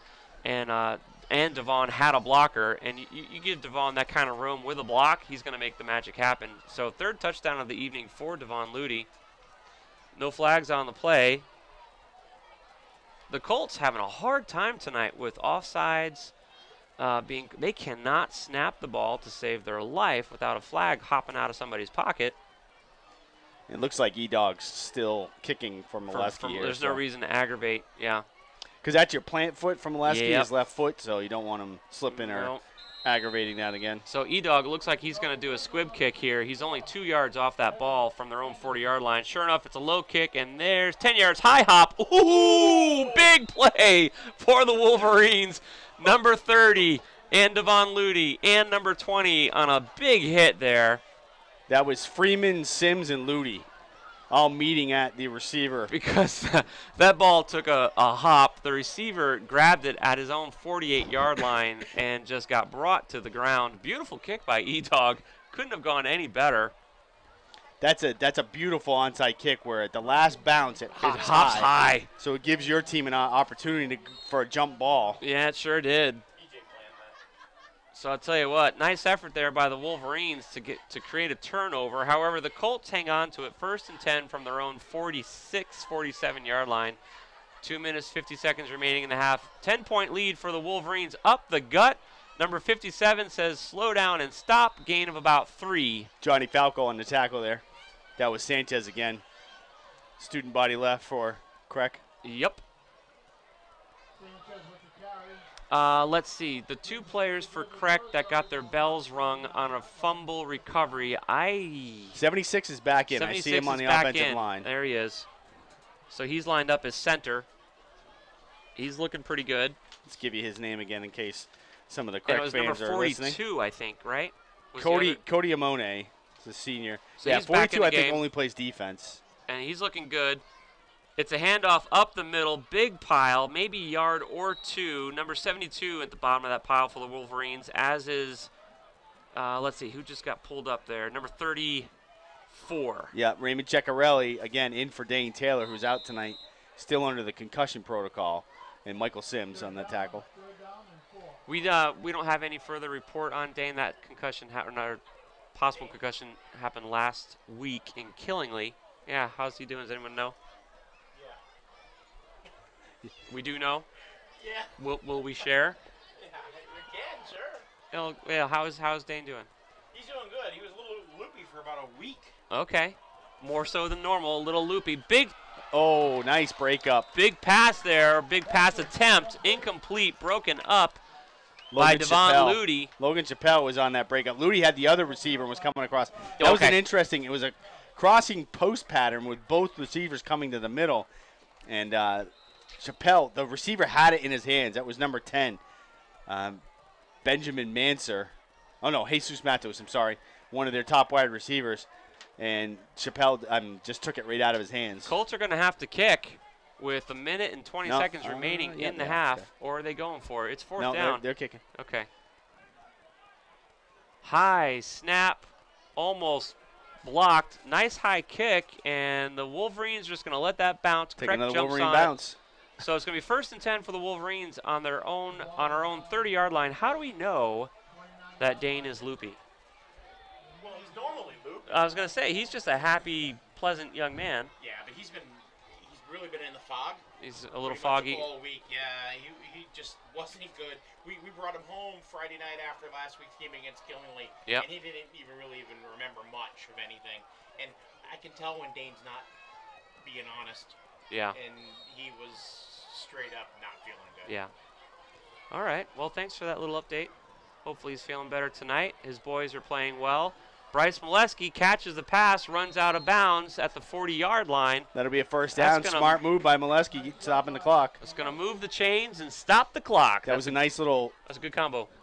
Running back screen there in the flat to the left. Very well done. A minute remaining in the first half of the game, 18-8. Wolverines leading from their own 40. 1st and 10 from the shotgun. Back to throw is Koziel looking big downfield. Moody wide open and can't bring the ball in. Oh, it hit him in the hands. Now it was tipped. But Ludi was open, and that ball landed in the breadbasket, folks. That was Rashad Nelson. Ludi's congratulating Rashad Nelson, saying good job getting a hand on that ball because that was a touchdown. Nelson's had a great half for CREC. He has their 2-point conversion catch there, and he's made a couple other nice catches on offense, and that was a great defensive play. Because he lines up as wide receiver on offense, right? Yeah, wide receiver cornerback. So he got his hands on that ball, but that ball hit Ludi in the breadbasket and could not hang on to it. 2nd and 10 for the Wolverines, a minute remaining in the first half. 18-8 from our own 40-yard line. From the shotgun is Koziel looking to throw again. Flag on the play. Just a false start on gestures. The Wolverines. What's going on? Koziel not sure. It was Referee the offensive. Conferring with one of the line judges. Yeah. He's trying to make sure that he made the right call. I think here, if they were, maybe there was an offset to their formation, which they're going to call a legal procedure instead of false start. He's making sure. He's referring with the other judge now. False start. False start. False start. So that's the first time tonight that we've seen a false start against the Wolverines. I've lost count of the number of false starts we've seen against the Colts.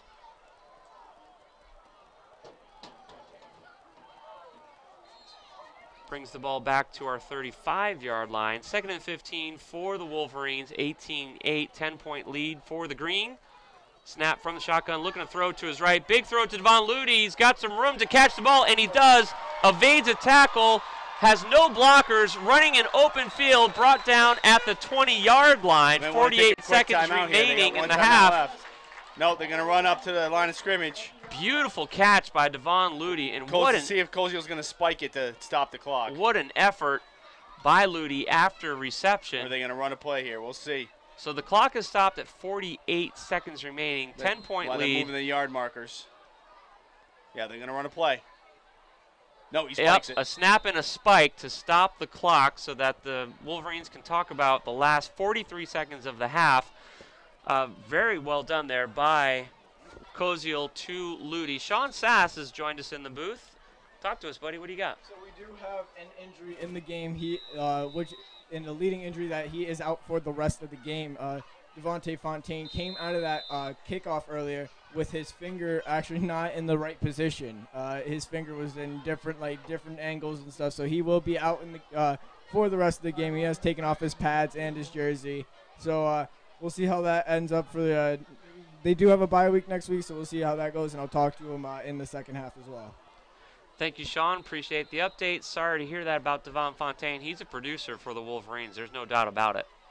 So that sounds like a painful injury with a dislocated finger. So that big hit on the kickoff is where it happened when it was him. Yeah. Who was it? They mugged him. Sims and Ludi all kind of met at the receiver there. Yeah. It was a nice play, but unfortunately it looks Probably like it his own cost guys. us Devon Fontaine. Friendly fire. Friendly fire. Second time we've seen that tonight. Wolverines are back to the line of scrimmage. Back to throws. Koziel's got a man wide open on the left-hand side. It's Bryce Molesky looking to turn the field. Trying to get out of bounds. Turn upfield. No, he did not. So the clock's still running. Clock is still running. Gain of about 2. Are they going to call the timeout? Yep, maybe 3. Wolverines calling a timeout, trying to score here to increase the lead going into the half. 18-8 as the Wolverines hustle back to the sideline. That was a throw to the left-hand side of the ball to Molesky, who had a blocker. But the blocker was not in front of him. Didn't help a whole lot. So the play ended after a gain of about 2 or 3 yards. Bryce is a little gamey. He's limping a little bit. I don't know if that was a great call there, knowing that the factor is Molesky isn't at full speed. No. And you're throwing the ball in the middle of the field, sort of on the far hash. He's got to go another 10 yards to get out of bounds to stop the clock. Yeah. And he just doesn't have full speed right now. No. Kind of questioning that call. If you're going to do something like that, go all the way to the sideline so he can just tiptoe out of bounds. Yep. It did cost him a timeout, but they had a timeout to spare. So they're out of timeouts. That was their final one. 18-8, Wolverines have a 10-point lead versus the CREC Colts. The Colts scored 1 touchdown with a 2-point conversion tonight, and the Wolverines 3 touchdowns, no extra points tonight. 18-8 is the score. 30 seconds remaining in the first half as the Wolverines are back out the line of scrimmage from the shotgun, looking to throw to his right. He's got Devon Ludi wide open, and touchdown for the Wolverines. Another 6 points for the Wolverines. Ludi's on fire tonight. He's open. Second game, he scored 4 touchdowns. He's open. Bottom line, Ludi's open. Nice job there. So that's going to bring out E-Dog for the extra point attempt. 24-8 is the score for now going into the half. They're going for 2. 24 seconds remaining in the half. Wolverines are indicating that they're going to go for 2 points here. 16-point lead. Koziel in the shotgun this time, so that's interesting. Koziel rolling and scrambling to the right, under pressure, big hit, and the play is whistled dead. So no joy there for the Wolverines. No extra points for the Wolverines, but 24 points and straight-ahead touchdowns. 24 seconds remaining in the first half. CREC is going to get a chance here. So obviously, or maybe it's not obvious, we'll see what happens here, but my guess is the Wolverines are not going to give the Colts a chance for a big run back here. Well, you don't want to kick it short either because that puts them in good field position. So we'll see what happens. I'm assuming E-Dog's just going to kick it away. Maybe a squib kick down the middle, something like that. One way or the other, the Wolverines are going to try and prevent a big run back here. That 2-point attempt, as soon as the quarterback starts to roll, the offensive line can't contain the defense because they don't know where the quarterback is behind them. Right. Koziel needed to get rid of that ball quicker than he did, so that was on him that time. Well, what we've seen so far this year is that Koziel will not throw the ball away. He's only had 1 pick, maybe 2 this year so far. And, of course, he's throwing more than any quarterback we've ever seen for the Wolverines. He is cautious. He's more likely to get sacked than he is to get picked. And so we saw that in that 2-point conversion attempt there as well. 24-8, Wolverines on top of the Colts. Looks like it's not E-Dog. This time. Number 35 back to kick for the Wolverines. That's your buddy. That's one of your buddies. That's Chris Thibodeau, I believe.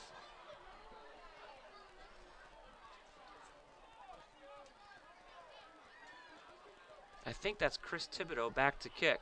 Sure enough, it is. I can tell by the way he's running. He boots it away. He caught at the 27-yard line. Wolverines scrambling. Devon Ludi in on the first hit, number 22 to seal the deal. Yeah, Ludi and DePonte there. And that was Chris Thibodeau on a kick. He's a freshman this year. He got some play time in the fourth quarter last week against Killingly. A friend of mine from the youth center in tonight to kick. Did a good job on that kick. So we got 17 seconds for the Colts to try and do something here at the end of the second quarter. Going to the half, 24-8. Wolverines on top of the Colts. 1st and 10 from their own 32. From the shotgun, it's the Colts. So they're going to try and throw the ball here. Throws to his right. Nice throw. Nobody there. Intended receiver number 4. Yeah, that's Nelson. Griswold should have had a penalty there. There was Johnny Falco was running off the field, and he was not off the field when the ball was snapped, so they got away with another one there. Mm-hmm. And there's an official right there as he's running off. I don't understand why an official didn't see that. Burned up 10 or 12 seconds on that clock. 12 seconds remaining in the half. 24-8. Wolverine lead. From the shotgun again, hoping for a miracle here going into the half, are the Colts. Back to throw. Number 2 hits his receiver at the line of scrimmage. Has some room to run on the right-hand side, working his way down the sideline. Number 5 has the initial hit. And they have no timeouts left. Did not go out of bounds. Crosses midfield. First down, so we'll stop the clock until they get the change I was going to reset. say. But they're going to have to snap it right away in order to run another play. They have no timeouts left. Just under 3 seconds remaining in the half. That was a nice play, good effort there by their star running back for the Colts. Brings the ball up to the Wolverine 46-yard line. And this half is over. It took a couple seconds for the officials to realize the clock ran out of time there. CREC not able to get the ball snapped in time to make another play. They got the ball to midfield and then shut it down. So we're going into the half. Wolverines 24-8 for the CREC Colts. We're going into halftime, folks. It's a special evening. We got some youth cheer going on today, as well as duct taping the high school principal to the grandstand. So I was told that the deal is that whatever the points are for the Wolverines, or total points, is it Wolverine points? That Wolverine Radio is going to match dollar for dollar. Total points. To buy. Oh, it just got. Total points. Woo, we're feeling. It's coffee day. Mike's all fired up. So total points at the end of the game are going to go towards dollars to buy duct tape, to duct tape the high school principal, Erin Polonen, she's a wonderful lady, to the grandstand tonight. And I believe Bert Sorrell said he's going to match whatever Wolverine Radio does. So right now we are at $32 in duct tape. 3 times you did math. Oh my goodness, it's coffee day. 24-8. We're going into the half. Lots of fun here today. Hey, if you're sitting at home wondering what you should be doing, it's fine to watch the game on live stream. We hope you do. Go to our Facebook page, click on the button. You can watch it live stream with the coverage. But come on down. Lots of people in the stands. Lots of great night for football. So we're going to go to halftime coverage. 15 minutes from now, we're going to start the second half of this game, 24-8. Our Wolverines are in the lead. Don't go anywhere. Continuing live high school coverage of the Wolverines versus the Colts here on Wolverine Radio.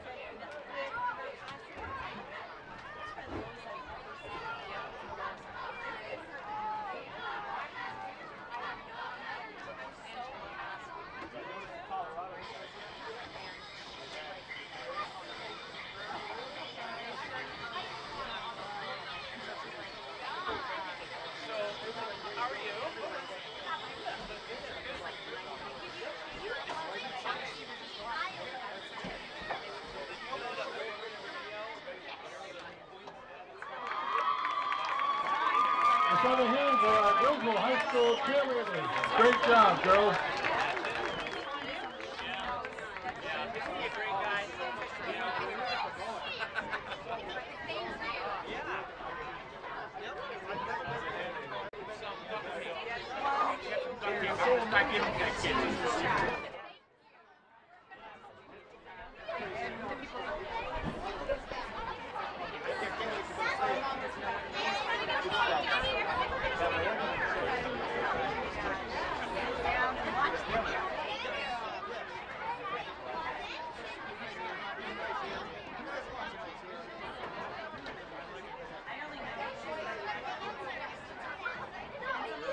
We are going to have the raffle for the Project Safe graduation. There's 3 prizes. The first person gets to pick any one of the 3 prizes. There was the mum plant and there were 2 baskets. I'm going to read the number, please. 889-5338. So this is a blue ticket. 889-5338. Jackie is going to repeat it.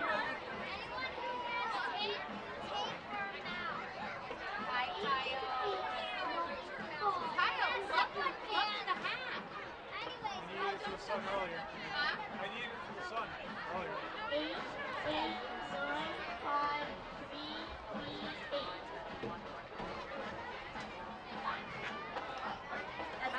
We have a winner. Come on in.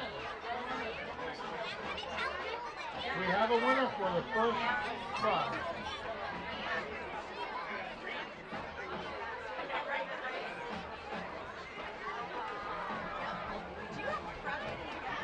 I didn't have anybody yet.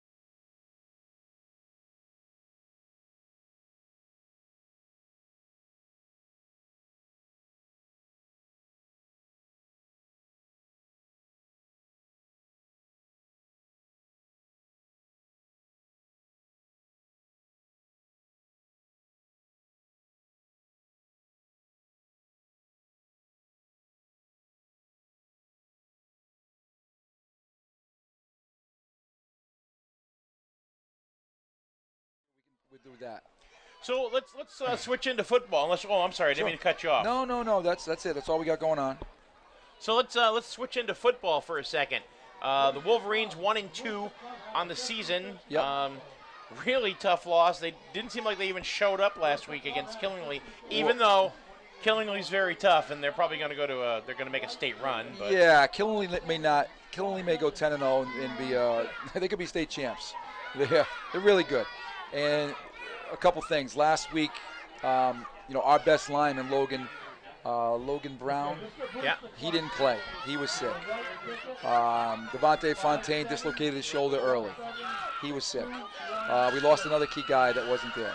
So to have 3 key guys defensively not on the field against that running attack, it's gonna be some damage. That kid is all world.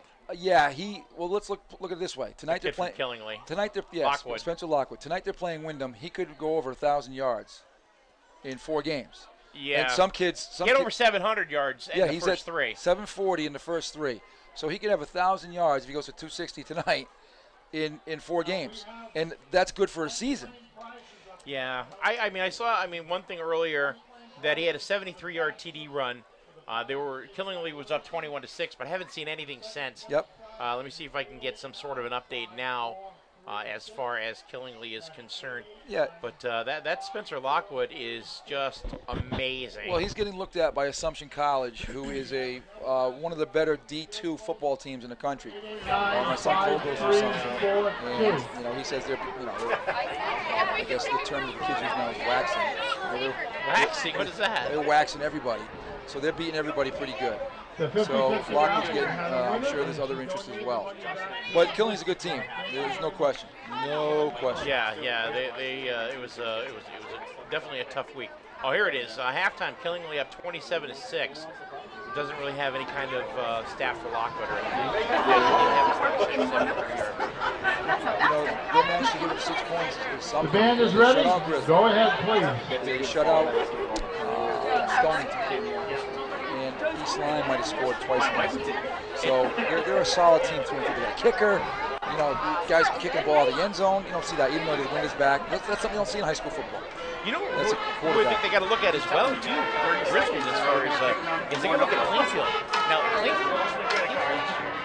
they have 3 running backs this year that are just crazy.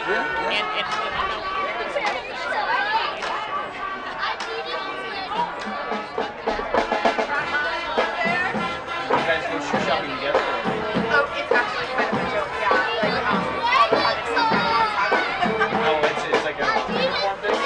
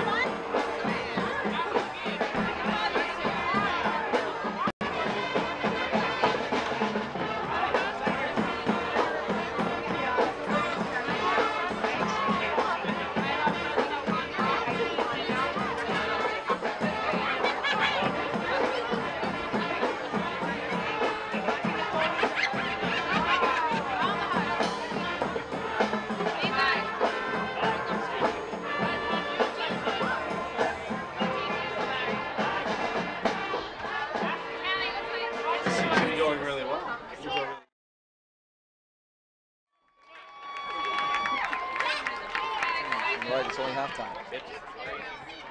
I know Bryce is banged up. He's got a turf toe. Turf toe. He's at about, I don't know what percent, 80% maybe. And no Nathan Yetton right now, so their running game is, a little bit banged up. Can we get an update on Nathan? Is that possible? Yeah. I don't know what's happening. Some team issues. Yeah. So I'm not sure where he is as far as that goes. Okay. But see, hope for the best. Hope for the best. He's a young man. Yes. He's a young man. Yes.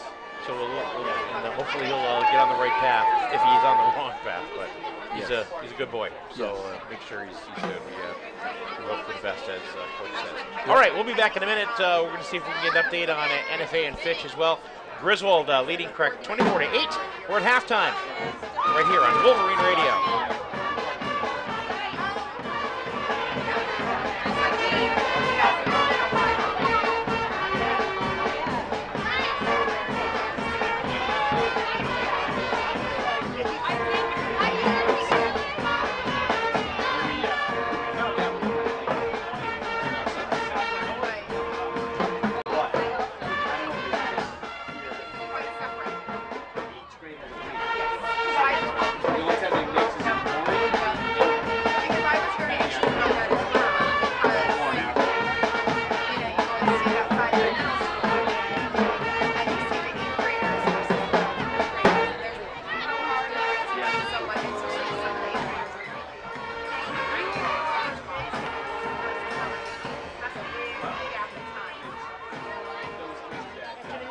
Stop freaking DVR, man.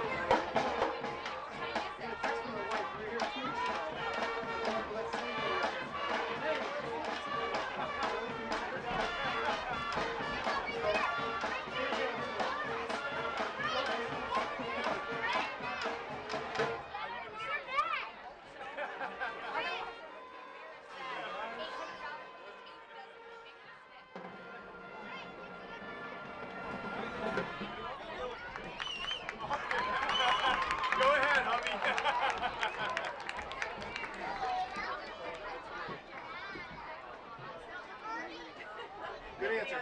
That's a good answer. Let's hit the road.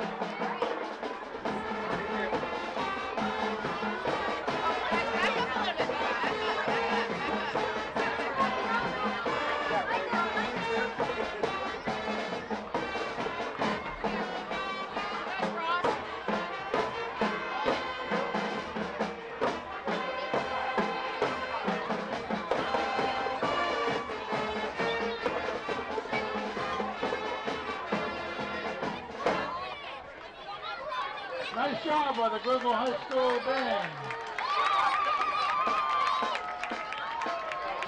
Okay, I need your attention up here for 1 second.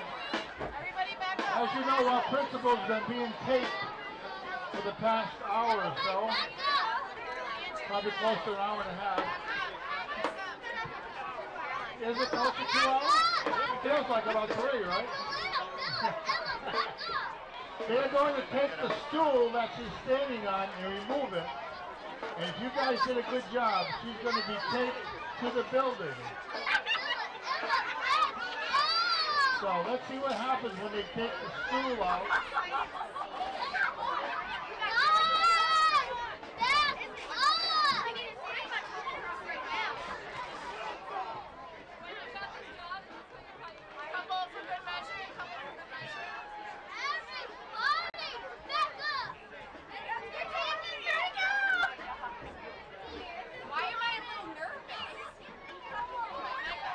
It's like a bungee cord. See what happens when I take the stool out. It's toe looked out again. There it goes.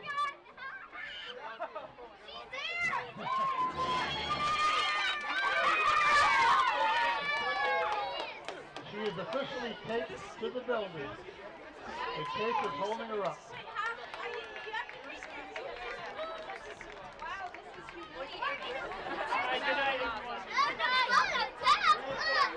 We had pulled 2 new numbers for the raffles for the Project Safe graduation 50-50 ticket. This is the second prize, 8895350. If you have this ticket, please come up to the just in a few moments. Of course, lots of fun was to be had during halftime here as we are duct taping the high school principal to the side of the press box because we're raising money. I believe it's for the Griswold High School cheering squad. And, you know, I've seen a few people duct taped in my day, what with one thing and another and shenanigans. She's being duct taped thoroughly. She's being thoroughly duct taped. In some circles, they call it 200-mile-an-hour tape. But she's not going anywhere. No, she is well and truly stuck about a foot above the ground to the press box. So and it's pretty duct tape. They have all sorts of colors. It's sparkly and shiny and fun-looking duct tape. If you're going to be duct taped to the side of a press box, make it fun duct tape. Yeah. So she's a great principal and a wonderful lady. And she's raising some money tonight, buddy. I'm telling you right now, if it was you and me out there getting duct taped, I don't know if we'd raise any money. But you put her out there, and people like duct taping her. So that was fun. And, of course, the marching band was out here as well. If you are just joining us, there's 12 fresh minutes on the clock. The third quarter is going to be underway just momentarily. 24-8 is the score. Wolverines over the Colts. Oh, yeah, there's some pictures. Is that on social media, Mike? Yeah. Mike's going to put it on the Wolverine radio page. There's some fun pictures of the principal. The principal being duct taped. She's a good sport. She's a trooper. Wonderful lady. Here's the kick, an onside squibble kick picked up by the Colts, marching back towards midfield. Let's see if he gets there. Tripped up at midfield by the Wolverines. Good field position at the opening here of the second half for the Colts. Devon Ludy making it stop. I believe that was number 76, one of the big boys. It was. Up front. That he got dinged up a little bit for the Colts in the first half, but he was rumbling and bumbling all the way across the 50. We saw some friendly fire during the first half with the Colts got their heads smashed on a fumble recovery there. And then we also saw Fontaine is at the hospital, I believe, or on his way with a broken finger. Sass told us, and I don't know if he mentioned it at halftime, but he told us that he was on the way because his pinky finger was bent behind his ring finger. And we believe that was friendly fire as well on a kick return stop that he made with some help. Here we go just inside the 50-yard line from the shotgun. It's the Colts' first snap of the second half. It's a run up the gut by their star running back who gets some room and able to roll through the defense before Devon Ludy puts a hit on him, brought down at the 40-yard line. Sanchez just shy of the first down there for CREC. And it's interesting, CREC's formation, basically what they do is they put the quarterback in the shotgun, and they have a running back to his right, a running back to his left, and then a running back far behind him in a more of a traditional fullback position with 2 wide receivers. So it's sort of a spread offense, but with running backs instead of the wide receivers. Wolverines have largely been able to stop the run up the middle tonight. That was one of the largest gains by the Colts so far this game. It's the same play to the left-hand side. Wolverines say no. Grabbed him by the jersey. That was a nice stop. I believe, was that number 7 had the jersey that helped make the stop? No, he was on the near side here. Okay. Trying to see. I got the number wrong. That was number 1. Ludy came up, actually, and grabbed him. By the jersey there? Lost about 3 yards there. Yeah, that was a nice play there by the defense. Just got enough of his jersey to slow the play down while the Wolverine defense came in and finished the job. Minute and a half so far into the first bit of the third quarter, 24-8. Back to throw are the Colts. He's got his man downfield, cleanly caught, breaks the tackle for number 5. Wolverine scrambling to make the play. Number 34 on the tackle inside the 30-yard line. That was a nice pass play there. That was Torres to Matos. Matos put a nice comeback move on Logan Chappelle there. Spun around him and then gained about another 10 yards on that until Sims brought him down. After-yard contact gain there by the Colts, 24-8. Solid lead here by the Wolverines as the Colts are marching the ball down the field at the opening of the second half. Star running back through the middle, and he's downtown. That's a touchdown for the CREC Colts. That's the biggest play of the night for the Colts, I believe. That's from that was a 27-yard touchdown run. I think the only play they had that was bigger was the pass play on their first drive. That was about 30-something yards. But, yeah, that's Sanchez, like I said, he came into this game with more than 400 yards on the ground. Somebody had a chat at halftime because I saw a lane open up that I have not seen open up so far tonight.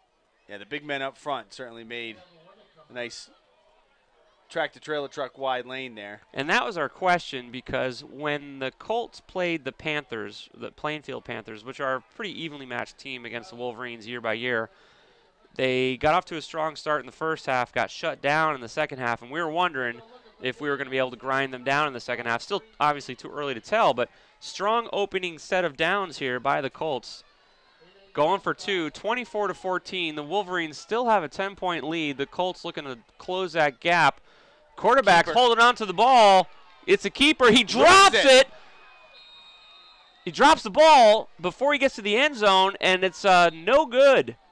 And he would have scored on that, Josh.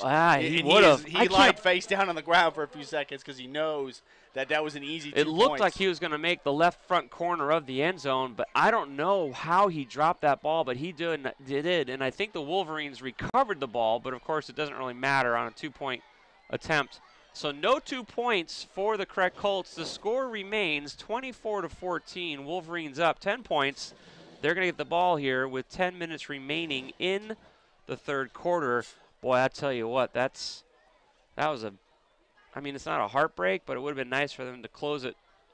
Looks like Sass has something for us right now, Josh. Yep, sure enough. Take it away, Sass.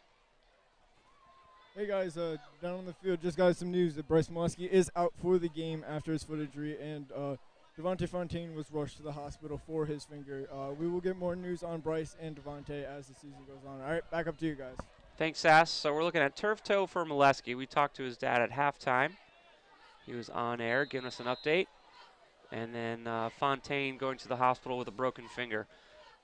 Here's the kickoff. Squib low, fielded by Devon Ludy, picked up at the 25, the 30. First contact at the 30, 35, 40.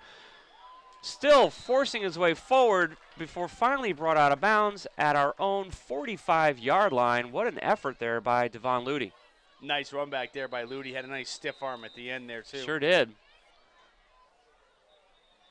So I don't have a score yet, but Lockwood already has 170 yards and 2 TDs for Killenly at halftime. I don't know what he puts in his cereal in the morning, but it works. So 260 more or 260 tonight? I'll tell you what. Tonight, if he has 260, he has 1,000. So he needs 90 more yards to hit 1,000 already. And this is game 4. Game 4. Not even halfway through the season. Well, last year he had 2,451 yards. Gosh. Impressive young man. Nice young man. It was a pleasure getting to see him give an interview last week after the game. Nice guy. But, boy, he can run. So now we'll have to see here what happens. Without Molesky and without Freeman, it'll be interesting to see what happens here, both on offense and defense.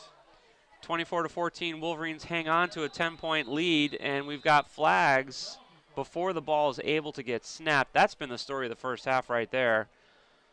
We've had lots of offsides and encroachment penalties against CREC. Only one, I believe, against the Wolverines in the entire first half. So it's going to be against the CREC Colts. 5 yards. So offsides again. They were offsides. That's their third offside penalty, and they've had 8 false starts. I'm sure their coaching staff is on that, and I'm sure they're going to be at practice next week working on that one because that's given up at least 7 or 8 calls against them tonight for 40 or 50 yards. Devon Ludy looking for some room to run on the left-hand side, gets about 4 yards or so. That's going to be real close. Looks like he got it. They're going to give him a good spot there. Left foot, right foot. Looks like he's just beyond the yard marker. Got another whistle here. First down. Yep, they're going to signal first down. They're going to give the Wolverines a first down here. Looks like CREC's taking a timeout as well. Interesting. They've been quick to call a timeout tonight. That kind of worked against them a little bit at the end of the first half. Right now, though, the ball is going to be spotted at the CREC 45-yard line, 1st and 10 for the Wolverines. 9 minutes, 43 seconds remaining in the third quarter. 24-14, Wolverines maintain a 10-point lead. 27-6, Killingly right now over Wyndham. And we believe they are on the road tonight. They are, yep. So tonight the game is being brought to you by Camping can be great fun, a great family activity, and it's even better in a new or used RV from Highway Campers in Plainfield. Pull trailers, mobile homes, park models, they have it all. Highway Campers, Route 12 Plainfield. Proud supporter of Wolverine football on Wolverine Radio. They have said it for a few years now. It's the wood. That makes it good. Yeah, buddy. That's the mantra of Uncle D's Blazing Barbecue in Norwich. You've seen them at the Griswold town events. Why not experience them in their restaurant? Just off old exit 42, which is now exit 14, behind True Value. Uncle D's Blazing Barbecue loves Griswold. They do, too. They do a lot here in town. So I'm looking at 38 total points on the board. That's $38 going towards the Griswold High School cheerleaders tonight to duct tape the principal. Devon Ludy to the right-hand side. The Wolverines not able to contain the end. Ludy forced out of bounds right around the line of scrimmage. I'm not sure he gained much of anything on that play. It's going to bring up 2nd and 10 for the Wolverines. They might have given him a yard there. Yeah. Generous 2 yards. Oh, okay. All right. We'll take it. 24-14, Wolverines maintain a 10-point lead over the CREC Colts. Last year we played the Colts in Enfield, I believe is where we actually were, Enfield, right? Correct, yes. Beautiful, brand new high school. I think this is their 3rd year. It's the pro football program's 3rd year. From the shotgun, it's a handoff up the middle. Ludy squirts his way out to the left-hand side and brought down again right around the line of scrimmage. Number 16 on the drop there from the Colts. That's something that we've seen in this drive. He's going to pick up another 2. Containing the outside pretty well there. That both those plays only gave up a couple yards in each of those. They are running Ludy down, which you don't see very often. No. It's going to bring up 3rd and 5 for the Wolverines. We have not thrown the ball so far this half. 2 run plays by the Wolverines. Both plays from the shotgun. So with Koziel, you're never sure what he's going to do from the shotgun. He's capable of handing the ball off or throwing. Again from the shotgun, looking to run, flag on the play, in trouble, laterals out to Devon Ludy, who's helping him out, runs up the middle. He's able to turn it upfield to about the 30-yard line. Of course, we don't know what just happened with the flag.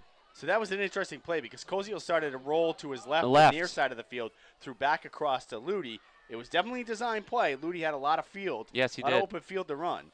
But now we'll see what the call is here. Gain of about 15 yards on the play before whatever penalty is assessed. Let's see what's going on here. No flag. Interesting.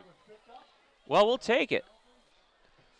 So my wife likes it's the wood that makes a good commercial as well. Does she? Yes. I like barbecue. I just get excited about barbecue. She said that we both kill her. With the it's the wood. So I had the barbecue BLT out at Hannah's. Now, they're not one of our sponsors. I get it. But just because I'm a guy that's trying to benefit humanity in general, can I just say that their barbecue BLT out at Hannah's is life-changing? Shameless plug for Hannah's. Cleanly caught by number 18 for the Wolverines, brought up to the 20-yard line. Down. As soon as he caught it, he was brought right down. Pass was a little high, so he went to the ground immediately. He had nowhere to go. There were 2 defenders right there on him. That was another similar play where Koziel actually throws it to he's on the far side hash, throws it to the near side hash to Swain for a halfback screen there. Patrick Strain on the reception there. Can't forget, my wife's maiden name is Wood. Oh, I forgot that. I forgot that. It's going to bring up 2nd and 11, 7.5 minutes remaining in the half. Koziel signaling from the shotgun. He's got Ludy behind him, and Molesky, no, that's not Molesky, number 23 to his left. It's to Ludy to the left-hand side of the ball. He gets about 4 yards. It's going to bring up 3rd and about 7 or 8 or so for the Wolverines. 24-14, 10-point lead by the Wolverines. Ball's marked on the 22-yard line in CREC Colt territory. Yeah, I think it's 3rd and 28. Josh from the 27, I want to say. Yeah, 27. Thank you, sir. Yeah, that was a weird play because it looked like Ludi wanted to bounce it outside, but again, they were over pursuing and containing that outside, so he tried to cut it back up, but it had nowhere to go. This series of downs is all from the shotgun for Koziel. Looking to throw to his left. He has number 4. Nice blocking by the Wolverines, brought down at the 15-yard line. Excellent play. C.J. Matson, first down on that catch. I don't know if C.J.'s caught a pass yet this season. That might be his first one. It might be. And that was number 23, Andrew Clements, junior, 5'10", 165 on that block. Big block. Nice block. Big block. That made that play happen. I mean, nice catch, but tell you what, excellent blocking there by the Wolverines.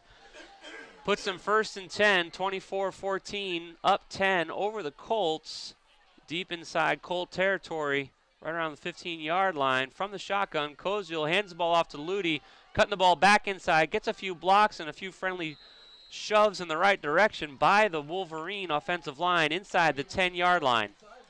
That was nice blocking up front by Sims and number 56, Corey Carr. Had a really nice block, a lead block on that one. I saw Steve Sims. We saw this last week up against the Redmen, that sometimes when they need a little friendly momentum, they'll line up behind the runner and move him forward. And I saw Steve Sims do it on that play effectively. From the shotgun again, it's a handoff to Ludi. He's running to the right, cuts the ball back up the middle, looking for the end zone. Not quite. Brought down at the 1. No, the touchdown. I was going to say, it looks like he landed in the end zone, and sure enough, the refs agree. That's another Wolverine touchdown, 3-0, 30-14. Mike Minarski, we're talking duct tape, buddy. It's $2 a strip for a 2-foot piece of duct tape as a fundraiser. Griswold High School cheerleaders duct taping their principal to the press box as we speak. The extra point attempt by E-Dog is no good. No extra points tonight for the Wolverines. It's all been 5 6-point touchdowns. 30-14 Wolverines over the Colts. Wolverine Radio is saying that whatever the points are total, that's the amount of dollars that Wolverine Radio is going to spend to duct tape, to continue duct taping Aaron Pallone into the press box, matched by Bert Sorrell. Bert Sorrell, what a kind guy. You can't say enough about Bert Sorrell. He's willing to duct tape anybody anytime. But now it's going to cost him some money tonight. So far, $44 and counting. $88 if you add Wolverine and Sorrell's together. You are on the spot with math tonight. That's 44 feet of duct tape. I think it's an arm's length for every $2, right? Is it? I thought it was 2 feet. Mike's going to go pay for some He's now. got so much duct taping to do. He's got to start early. 5 minutes remaining in the third quarter as our producer goes out to continue duct taping the principal of the high school, raising money for the high school cheerleaders. I'll tell you what, they're raising some money. It's going to be close to $100 between Wolverine Radio and Sorrell's tonight in duct tape. Here's the kick. E-Dog, nice kick across midfield, caught at the 30, 35, 40, 45, and the play is going to be tackled down in correct territory. At the 45. So update on Kinley, 41-6. Lockwood had another TD. 41-6 against Wyndham on the road tonight. Plainfield has a bye. So we're giving our Plainfield Wolverine Radio crew the night off. I believe we have the night off next week. We do. We have a bye, and then we're... Are we doing anything special? I can't remember. Seems like we're doing something. Next week? Yeah. Next weekend? Yeah, since we have no football. Yes, well, Saturday we are. Ah, yes, that's right. We only have one Saturday game this year. I'm bringing my truck to the shop on Friday. That's what I'm doing. That's special. Those gas lines? Yeah, getting the fuel lines replaced in my plow buggy. Wolverines moving the ball down the field. That's CREC. I'm sorry, CREC moving the ball down the field. Nice run First down there by the CREC Colts inside the Wolverine 40-yard line. About a 16-yard run there by Sanchez. Sanchez turning up the heat a little bit in the second half. He had a run from, was it 15 or 17 yards for a touchdown in the opening moments of the second half. From the shotgun, the Colts are lining up. It's a handoff to their star running back who squirts around to the left-hand side of the pile, gains about 5 yards or so before the Wolverines shut the play down, right around the 35-yard line. One of the things I noticed CREC does is they keep one of their big guys, a beef in the backfield, almost like a fridge type thing where they use him as a lead blocker, as a fullback. But his number's 94. So he's not a small guy. Right. They do not have that number on their roster, so I do not know who that is. 16-point lead here for the Wolverines. In high school football, we've said it a bunch. If you have 14 points or so, anything can happen. Much above 14 points, it's definitely leaning in your way. So Wolverines with a 16-point lead. Strong opening to the second half here, however, by the Colts as they catch the ball, run about 10 yards or so, and then the receiver slipped on the wet grass as the dew is beginning to settle. That's going to move the chains for the Colts, however. So they're moving the ball pretty well against the Wolverines in the second half. That was Matos again on the reception. They must have had a good talk at halftime because we've seen more yards in 2 possessions in the second half by the Colts than I think we did almost the entire first half. They may have had a good talk, but the defensive ones wasn't listening. No. High snap. Star running back number 1 has some room around the right-hand side. He's going for the end zone, and it's going to be another CREC touchdown. No flags.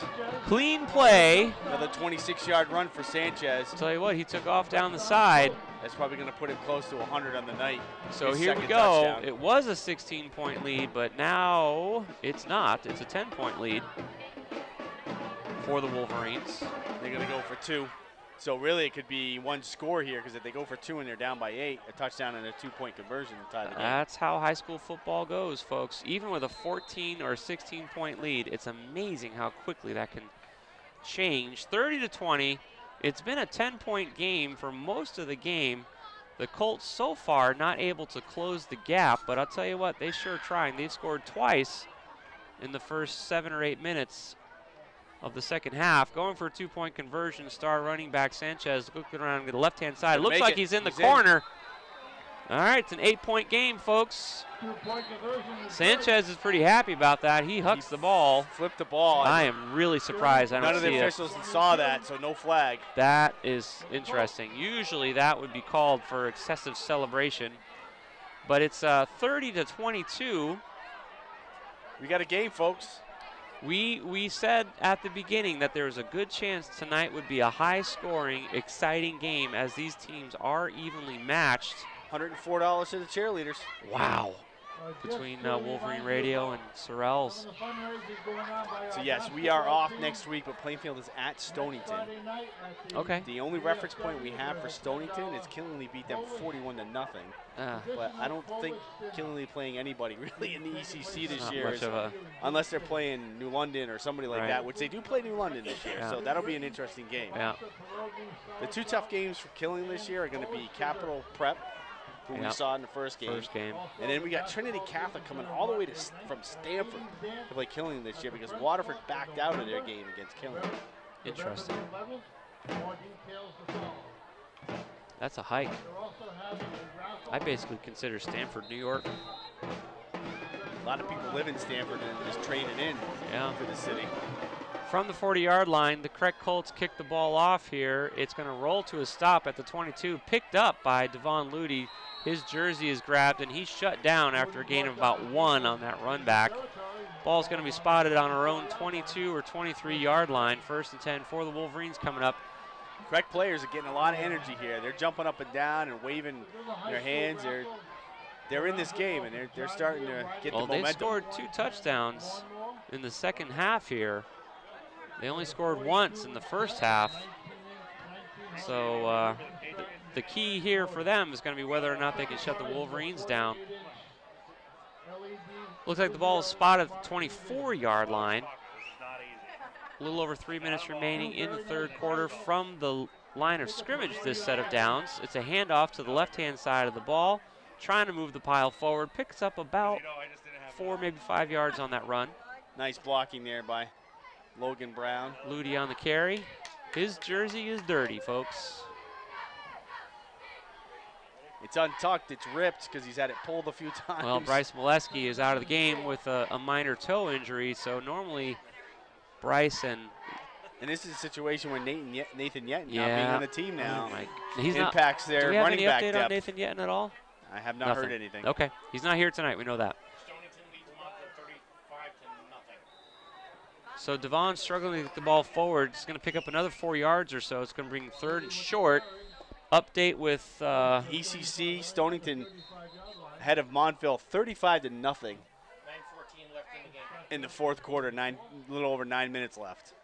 We don't know much about either of those teams. Well, Stonington got crushed by Killingly. Yeah. Now they're killing Montville, so I don't know what that says. Yeah, that's kind of, I can't. It's really tough to tell. Even in the NFL, like this last weekend was wacky.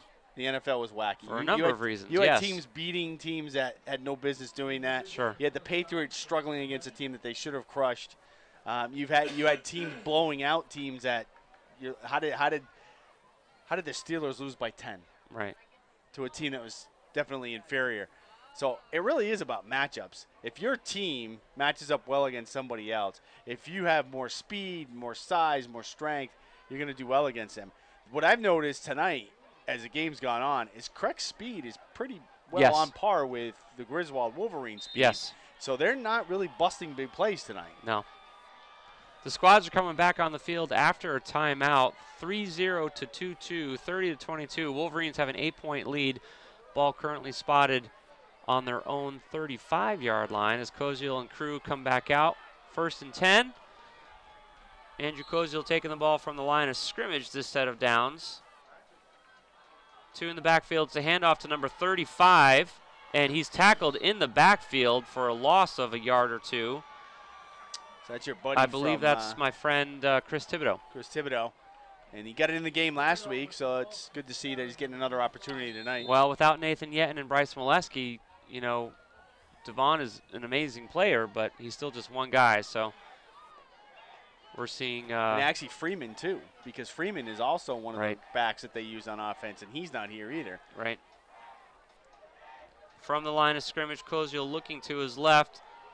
It's a fake handoff, and again he hands it off to Devon Ludi after a fake handoff. Ludi scrambles forward. Got about gets a nice 8 yards carry on that, so it'll be 3rd and 2. So that's manageable.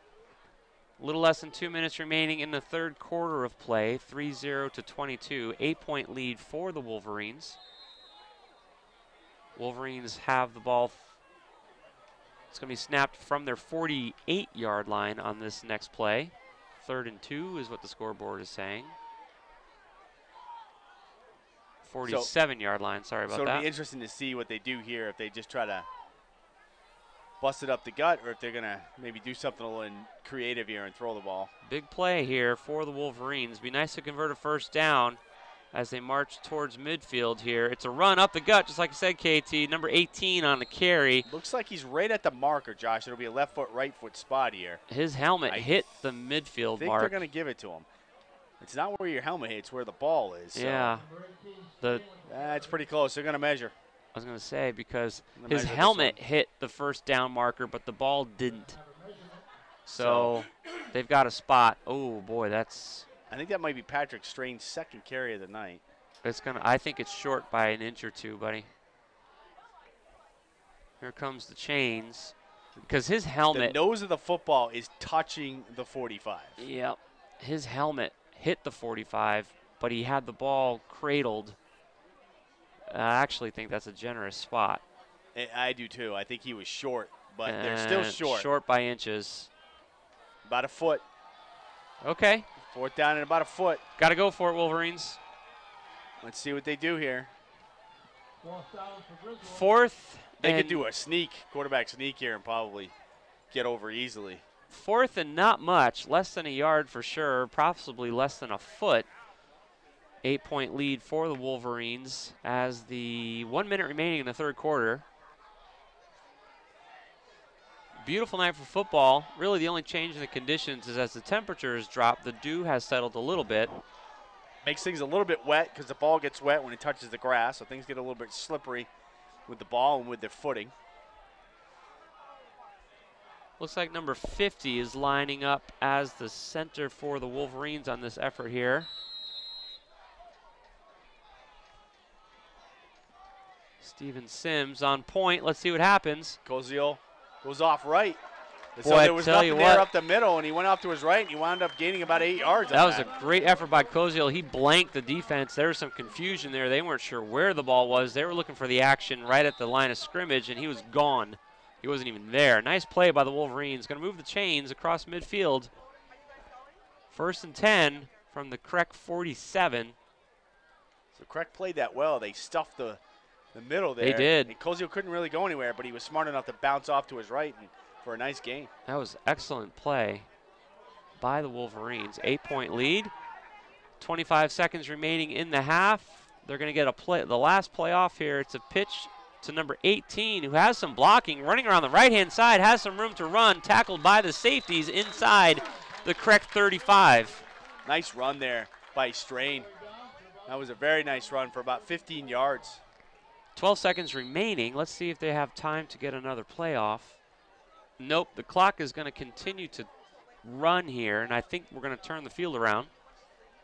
I believe they're just going to let it run out. You're correct. Yeah. So 30-22, the Wolverines hang on to an 8-point lead. We're going to turn the field around and resume action here in Griswold for the 4th quarter coming up momentarily. Don't go anywhere. Join us on live stream. Check us out on Facebook and click that link as we wrap up this game tonight. Final quarter coming your way in just a few moments. Continuing coverage, Griswold High School football on Wolverine Radio. I think the only read I haven't done is Griswold Pride. It's like spreading, it's like getting all naughty and stuff. He said, Mom, Dad didn't say it. Vaughn, how do you say it? How do you say it? No. Oh, no. Yeah, you should be. That was a nice mention.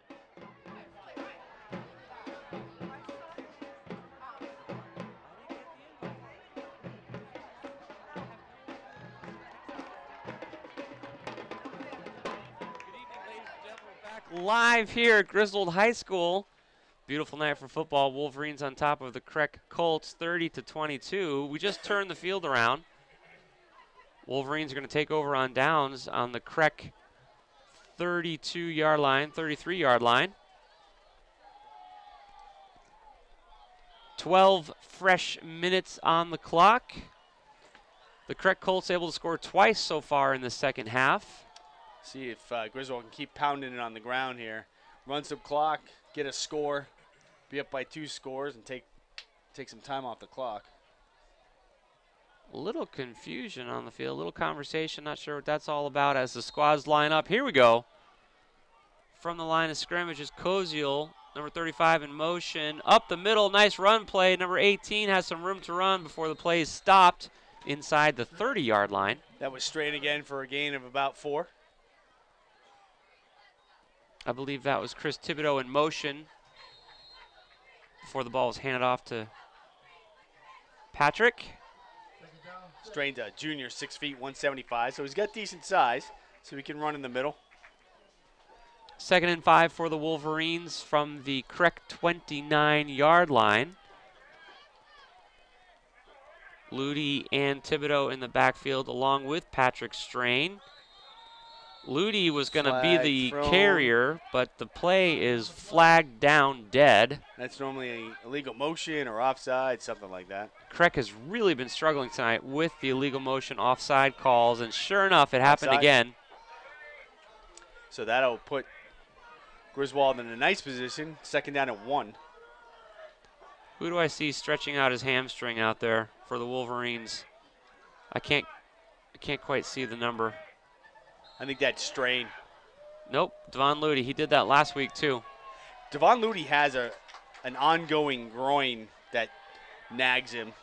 Sean Sass has told us that even from when he runs track, it bothers him. So he's fine, but he does have to keep that thing stretched out. That's all he was doing there. Here we go. Wolverines get 5 more yards, and it's a nice carry by Patrick Strain to the right-hand side of the ball. That'll be a 1st down. He moved the pile as well as the chains. All right, they're just outside the 20 now. 8-point lead for the Wolverines. Ball is spotted at the 21-yard line. The Wolverines are having a conservative offensive effort. Do you think they're already playing clock management? I think based on their personnel, they don't really have much of a choice here, Josh. So they are without two of the guys that normally start in the backfield with Freeman and Molesky. So it's a little early for clock management with only an 8-point lead. Devon Ludy bound up at the offensive line, was able to get clear to the left-hand side. He's being hunted down by the CREC. They can't get a hold of him. Running and rambling forward. Boy, he turned something into nothing there. He might have a first down, too. He's right at the marker. He slid into home plate right at the 10-yard line there. Head first dive. They're going to mark him short. He ran into his own coverage. Yeah, 2nd and 1. And as fast as he bounced off his own coverage, he bounced to the left because there was nothing to the right-hand side of the ball up the middle of the field. He was chased by 3 of the Colts, but got away. But to your point about clock management, they've already taken off more than 2 minutes. That's here. why it occurred to me. Just running the ball, trying to keep it on the ground, and chew up the clock, and let's score. The lead's not close enough for clock management, but it almost feels like they are as they're all on the ground. Patrick Strain hit for a loss on that play. Puts him almost back to the original line of scrimmage. Back at the 20-yard line, that was a loss of just about 10 yards on that play, bringing up 3rd and 11, I believe. Yeah, that was a favorable spot too, Josh. They put him at the 19, so it's 3rd and 8. Interesting. All right. 9 minutes remaining in this game, 30-22, 8-point lead for the Wolverines, playing a very patient running offense right now. I'm trying to think, has Koziel thrown the ball in the second half? Has he tossed it yet? I don't think so. From the line of scrimmage, looking to throw on this play. He's got touchdown. Tatro in the end zone, downtown, number 7, touchdown. I'll tell you what, little celebration going on here in these packed-out grandstand here at 211 Slater Ave, 36-22. Mike Minarski going for a mortgage. Dollar for dollar, he's going to be spending some money buying duct tape to continue duct taping Aaron Polonen, the high school principal, to the side of the press box, matched by Bert Sorrell. 36-22 the score there. That's $58 in duct tape. 116. 116 with the Sorrells match. Looks like they're going for 2, the Wolverines. Devon Ludy in the backfield. From the line of scrimmage, here's the snap. No extra points so far tonight for the Wolverines. Ludy running forward. Wolverines celebrating, and the refs agree. We'll take 2. 38-22, Wolverines on top of the CREC Colts. I'll tell you what, CREC had something going there, but the Wolverines respond with 8 points of their own with just under 9 minutes remaining. Talk to us about Griswold Pride, KT. We are proud to bring you this game from the Griswold Pride broadcast booth. They have been educating Griswold residents for almost 30 years now on the dangers of drugs and alcohol. Through the help of community leaders and residents, we are all more knowledgeable about these dangers that affect so many people. PRIDE is the partnership to reduce the influence of drugs for everyone. That's Griswold Pride. They've said it for a few years now. It's the wood that makes it good. That's the mantra of Uncle D's Blazing Barbecue in Norwich. You've seen them at Griswold Town events. Why not experience them in their restaurant? Just off old exit 82, now exit 14, behind True Value. Uncle D's Blazing Barbecue loves Griswold. Wolverines back to kick the ball from their own 40. It's a low squib kick picked up at the 39-yard line in CREC territory. That's where they're going to take over on downs with just under 9 minutes remaining in the ball game. 38-22, the Wolverines are up. They've been up all night. CREC has mounted an impressive offensive effort in the second half, scoring twice. Each of their possessions has resulted in a CREC touchdown, but they've not been able to catch up. Devon Ludy on the sideline getting that hamstring on his right leg stretched out. So we know that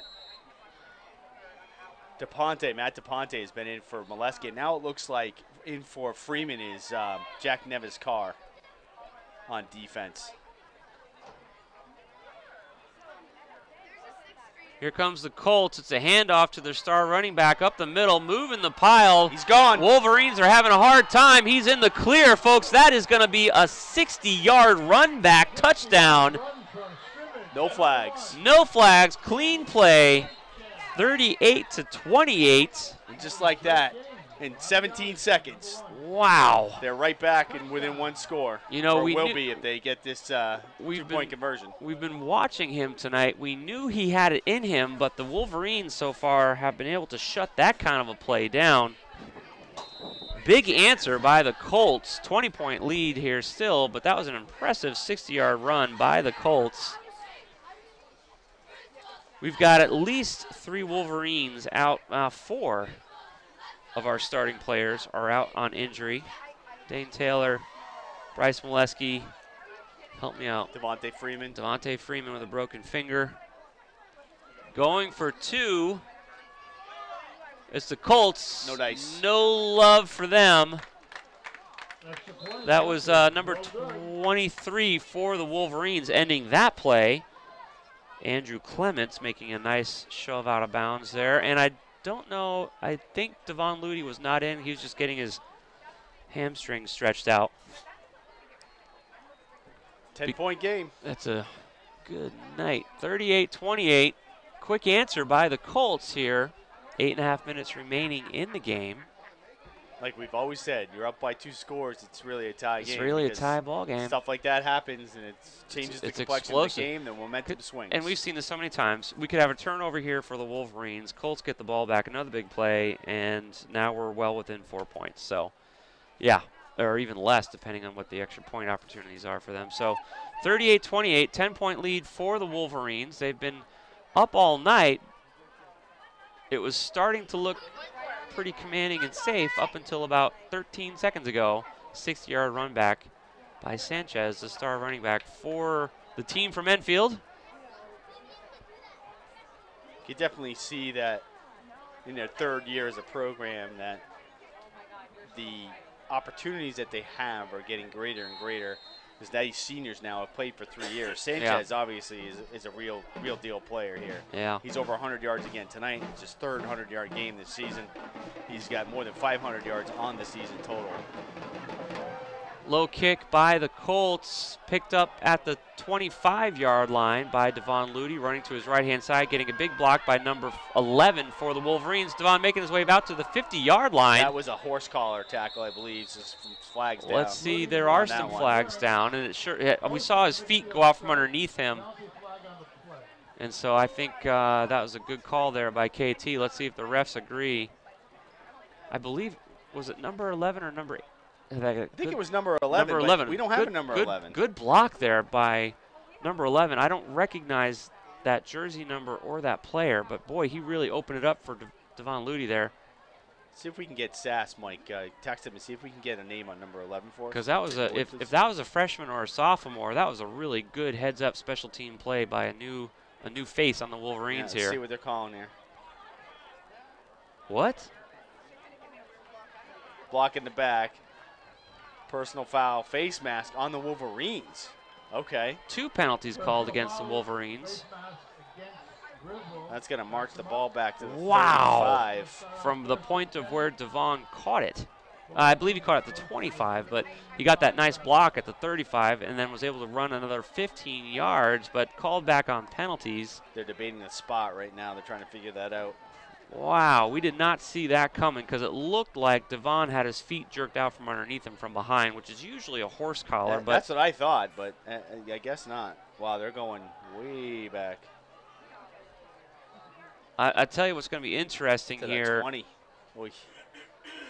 Wow. So the penalty had to have occurred at the 35, and now they're marching it We back. did not see either of those penalties, but there have been a couple of calls and ball placements that have gone our way tonight. So all said and done, we can't complain too much here. The Wolverines took a lot of time off the clock on their last possession. We've got Devon fighting his way to the right-hand side of the ball right now. Picks up a couple. I'm sorry, that was not Devon. That was number 18. Patrick Strain Patrick again. Strain. Caden Oden is number 11, so Caden Oden. Get you that information. See if he has his year and any other Tell you what. deets. Okay. Oh, there you go. He did a nice job on that return. Unfortunately, the penalties offset his efforts. Caden Odom. 2nd and 7 for the Wolverines from their own 23-yard line. from the line of scrimmage. Koziel gets the snap. It's a handoff to Devon Ludy. Works his way back up the middle. He's got some room. Oh, but for one CREC, he was open downfield. Works his way to the 45. Flag in the backfield. That's going to be on the Wolverines. There is a flag, holding. And it's holding against the Wolverines. Tell you what, KT, we've been playing clean so far tonight, but last 2 downs have hurt us. Devon's got his hands on his helmet, saying, "You got to be kidding me." Yeah, that was a nice 20-yard run. It was. That's the operative word. 7.5 minutes remaining in the game. 38-28. 10-point lead for the Wolverines. Penalties right now, slowing the Wolverine offense down. We picked up almost 60 yards in forward motion and about that much in penalties. We'll see what we do here. Ball is currently spotted. I'm having a hard time seeing that just from the angle of the booth. That's about like 13 yards. I was going to say, it's inside the 15. 2nd and 17 for the Wolverines from the line of scrimmage. Here's the snap. Back to throw is Koziel. Got some times. Got a receiver. Clean catch. Number 7 brought out of bounds inside the 30-yard line. 32-33. It's going to be another holding penalty on the Wolverines. I think I saw a flag. Johnny Falco. It's going to be another holding penalty on number 57, Johnny Falco. Boy, that's not helping us out. The only thing that's really going our way right now is we're not even taking that much time off the clock, but 7 minutes remaining in the game with a 10-point lead. Obviously, we're looking to burn up some time, but, man, we keep moving forward. Every time we run forward, we move the ball back. All the way back to the 3-yard line. This possession started when Devon Ludy caught the ball after a kick on the 25, ran it out to the 50, brought it back to the 20. Holding penalty brought it back to the 13. Now we're back inside the 5. CREC's a good team, but they're not this good. We're beating ourselves right now. Looking to throw the ball from our own end zone. He's got his receiver, catches the ball, number 7, turns upfield, runs after contact, forced out of bounds around the 30-yard line. No flags. No flags. Finally. First down. Nice catch by Tatro there. And he turned it upfield, wound up getting about 10 yards yak. Yep. Yards after contact. We've had, 70 or 80 yards in assessed penalties so far in 3 downs? Yards after catch. Yards after catch, yards after contact, yards after cookies. That's what I live for right there. Yeah, how far can you go on a cookie? Take out the papers. Ball currently spotted on the 31-yard line. 6 minutes remaining, 10-point lead by the Wolverines. Looking to throw to his left. Pass was almost picked off by CREC. Yeah, that was a little high. And Strain definitely has an argument there because the guy, as he went to jump for the ball, the guy tackled him down low before the ball was even there. But no call on that one. That was number 42. He's back in the game, Josh. So okay. We may have missed that earlier, but yeah, CREC had Rajai Willis was involved in that friendly fire collision with one of his teammates in the second quarter, and he had gone off. Man, that ball almost got picked off, and it's only a 10-point game. They're only 30 yards away from the CREC end zone. I don't need to spell that out for you folks, but that was a close one. 2nd and 10 for the Wolverines. Oh, no, they look to pitch the ball back. Patrick Strain bobbles the ball and is sacked for a tackled for a loss. Number 78 for CREC loses his helmet in the effort. He's going to go sit out for a play. Wolverines are misfiring here on offense. As we said as the end of the second half was coming about, the ball gets kind of wet, when the dew gets on it. The referee's wiping it off right now. That looked like an occasion there where Strain just slipped right through his fingers. Yeah, it did. That hurt us. And Mikkel Coleman was right there for CREC, jumping on Strain before he could even move. I'm not sure how we managed to get that ball back to the line of scrimmage, but it looks... No, we didn't. Okay, the scoreboard's just not caught up. There it goes. 3rd and 17. That's what I thought. Inside our own 25-yard line. We need to pick up some yards here. It's Ludy to the left, looking to run upfield, get some blocking, back to the line of scrimmage. This play is going to be shut down inside the 20. That'll be a punt coming up. So Griswold's going to kick the ball away. We're going to give it back to the Colts. They'll get it back with about 5 minutes to go. Yeah, they're going to have about 5 minutes. They've got 10 points spread right now. So the Red Sox. Yes, talk to us. If they win tonight, they can clinch. They're down 3-2 with the bases loaded in the bottom of the 6th inning. So the Wolverines are going to punt the ball from our own 15. Nice high punt there. It's going to land right around midfield. The Colts call a fair catch. That was Devon Ludy kicking the ball away for the Wolverines. The Yankees won. Yankees won today. Yep, over the Blue Jays. So the Red Sox have to win tonight to clinch. If not, they go into tomorrow still needing one game, either a Yankee loss or a Red Sox win to clinch. Less than 5 minutes remaining in the game here at 211 Slater Ave at Griswold High School.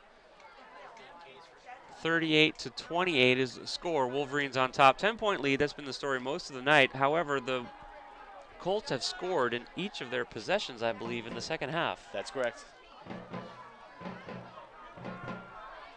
Starting right around midfield are the Colts. 1st and 10 from the shotgun. 3 in the backfield. Hands off to the star running back. Sanchez, tangled up at the line of scrimmage, frees himself and gets forced out of bounds. First down. Picks up the first down. Quite the carry. He was able to break up the tackle. That play should have been down after a 1-yard gain, but he picks up 11. So Killingly won 44-6. Lockwood 224 and 3 TDs. So I'm tired just hearing about the yards that he runs. 36 yards shy of 1,000. Unbelievable. Bright football future for that young man. Flag. It must be delay of game. That would be early, though. I mean, they just spotted the ball. Nobody was set. Nobody was in position. Somebody saw Legal something. Substitution, too many men in the huddle, something like that. Could be. We had equipment adjustment called earlier in the game. Dead ball foul. What's going on here? Yeah. We're waiting for the signal. Illegal substitution on Griswold. Boy, I tell you what.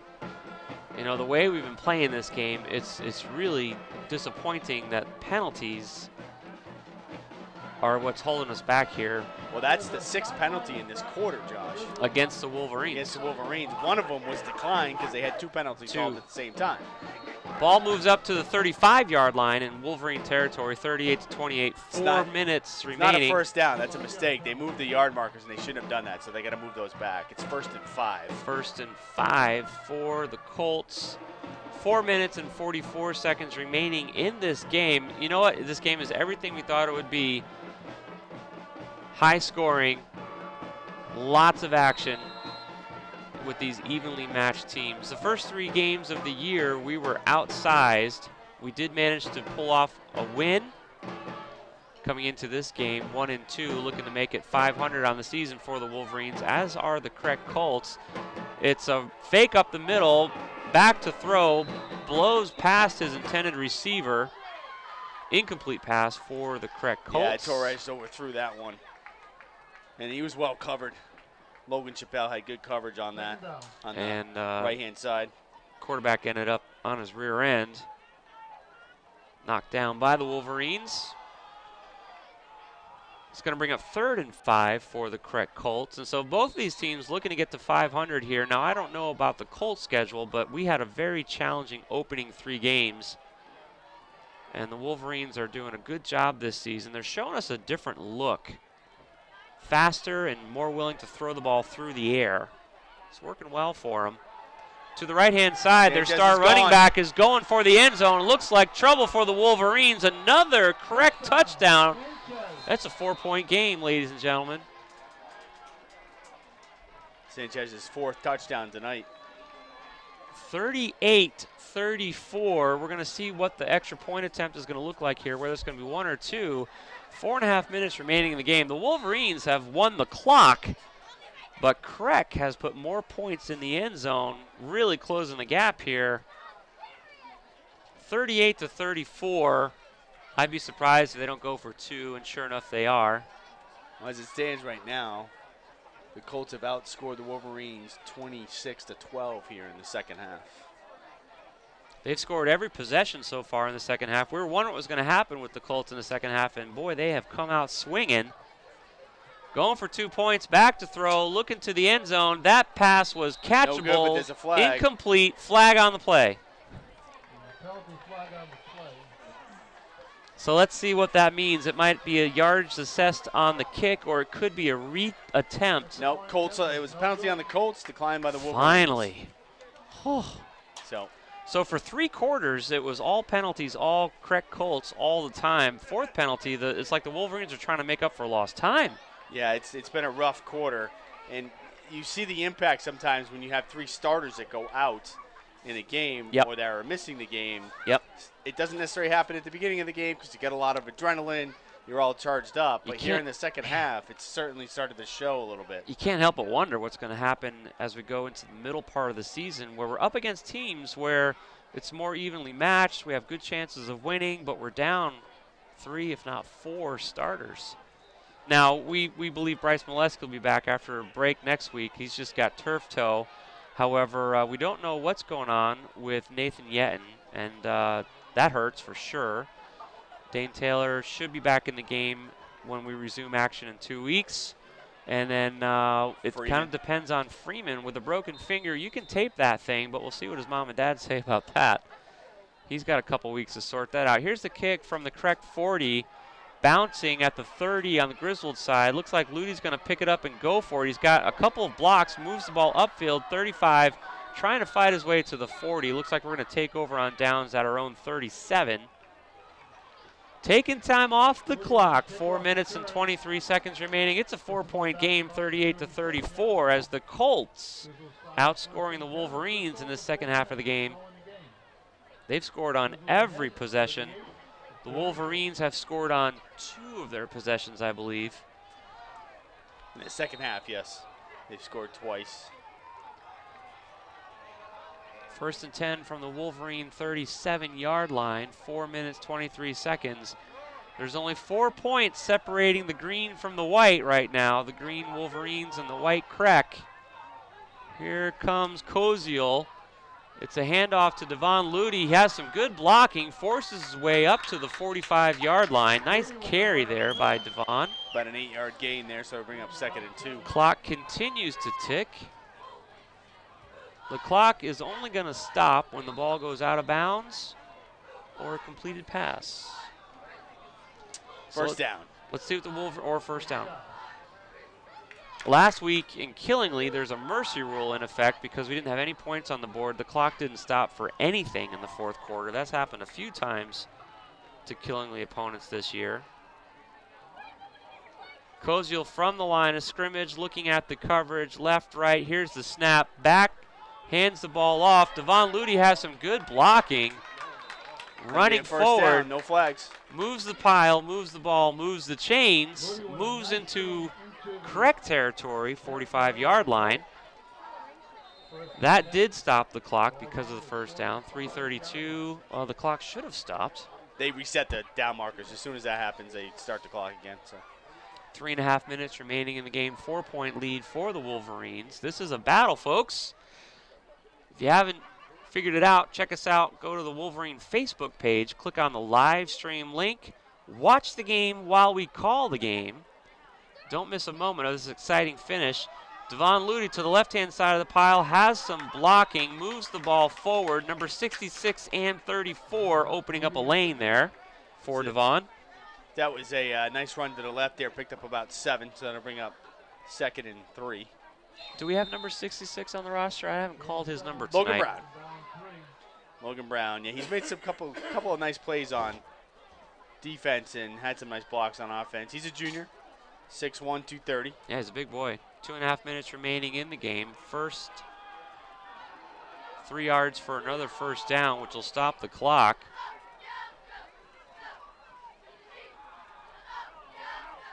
Number 4 in motion. Sure enough, he gets the ball, gets some blocks, moving the ball forward. I believe he's going to move the chains. Well, again, that is a first down, no flags. So C.J. Matson on that one. Coming up on 2 minutes in this game, 38-34. 4 points. CREC has closed the gap. Somebody called a timeout. Let's talk to, let you get a chance to hear from some of our sponsors. Don't go anywhere. 38-34. Wolverines on top, looking to close with a win. continuing high school coverage football on Wolverine Radio.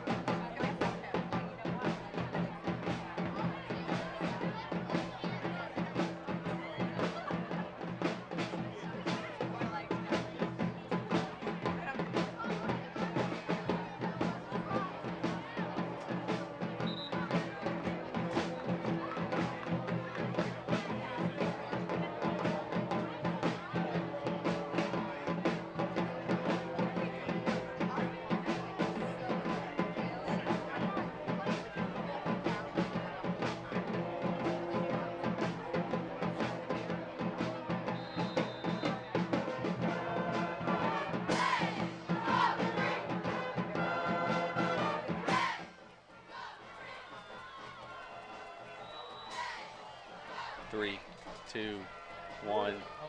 Go. Welcome back, football fans. We're going to take you home here. 2 minutes remaining in this game. 38-34. Wolverines on top of CREC. CREC trying to close the gap. Ludi took off like a shot. Was brought down at the 30-yard line in CREC territory. Clock continues to tick. CREC only has one timeout as well left. CREC has not had great timeout management, if you ask me. Somebody else just took a timeout. What's going on here? The ref's whistling the play down. They're talking to Devon Ludi. Ludi's having another equipment Ludi's issue. having another equipment issue. He's got a pad. So his back pad. His back pad is flapping. And so referees are calling a timeout. Devon makes his way to the sideline as his coaches. So your buddy Thibodeau's going to come on. Look to put him back together. So Chris Thibodeau taking the field, number 35, freshman. In for Devon Ludi, who has an equipment adjustment. They just ripped it off. They need Ludi back in the game, that's for sure. It's a handoff to number 4. Some lead blocking, clearing the way. The ball was brought down to just inside the 25-yard line as the clock continues to tick. A minute remaining in this game with a 4-point lead. So bring up about 3rd and 2. Yeah, 3rd and not a whole lot. Of course, the first down will stop the clock. As we were saying before, the refs whistled Devon Ludi to the sideline for equipment repair or removal, as the case may be. That CREC has not been managing their timeouts well, and boy, they need one as less than a minute remaining in the game. 3rd and 2 for the Wolverines at the CREC 25-yard line. Koziel taking his time, calls the play, hands off to Devon Ludi, who has some room to run up the middle. And CREC closes the gap. That's going to be close. That's going to be close. Number 20 for the Colts makes the stop. 30 seconds and counting. We're going to see whether or not it looks like they're marking it short of a first down. So obviously the Wolverines are going to go for it here. They're going to take their sweet time. 20 seconds remaining in the game. 38-34. 4-point lead for the Wolverines. This game, everything we thought it would be, high scoring. Well, maybe CREC doesn't have any more timeouts. I thought they had one left, but they obviously don't. They obviously don't because there's 10 seconds remaining in this game. Somebody just called a timeout. Griswold has to take a timeout so they don't get a penalty here for delay of game. 9 seconds remaining in the game as the Wolverines call a timeout with a 4-point lead. 4th and 2 from the CREC 24-yard line. I tell you what, Kevin, you know, with this little time remaining in the game, but with only a 4-point lead, this is high school football. Anything can happen. So ultimately, I think what they're going to try to do here is just snap the ball and run out the clock. They'll have somebody just run around on the field as much as they can. Getting a first down, you could do that too, but you take the risk of not converting and then you turn the ball over. Yeah. You know, CREC has one chance to huck the ball down the field.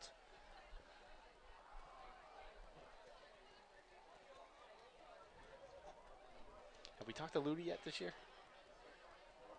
Oh, that's right.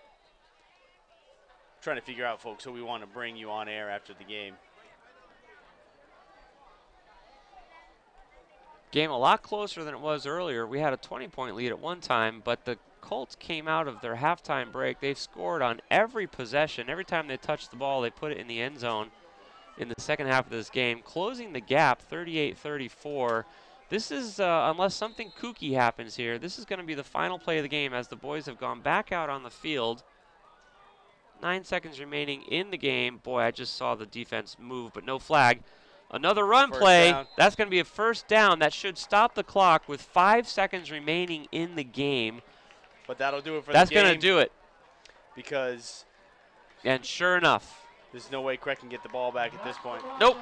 So that's the game. Victory for the Wolverines, moving to 500 on the year. 2-2, a victory here tonight at home, under the lights on a beautiful field, on a cool, crisp fall evening. 38-34 is the final. I tell you what, CREC came out swinging, but not enough to catch the Wolverines. Victory for the Wolverines here tonight at home, 38-34, as the squads meet in the middle of the field to congratulate each other on an excellent game. We're going to come back in just a few moments with some post-game interviews and coverage wrap-up of tonight's victory. Griswold Wolverines over the Enfield CREC Colts, 38-34. 1-3 on the season for the Colts, 2-2. For our crew. So don't go anywhere. We're going to have continuing live closing coverage and a pre-game, post-game interview of tonight's victory here at home. Continuing live coverage of Griswold High School football here on Wolverine Radio.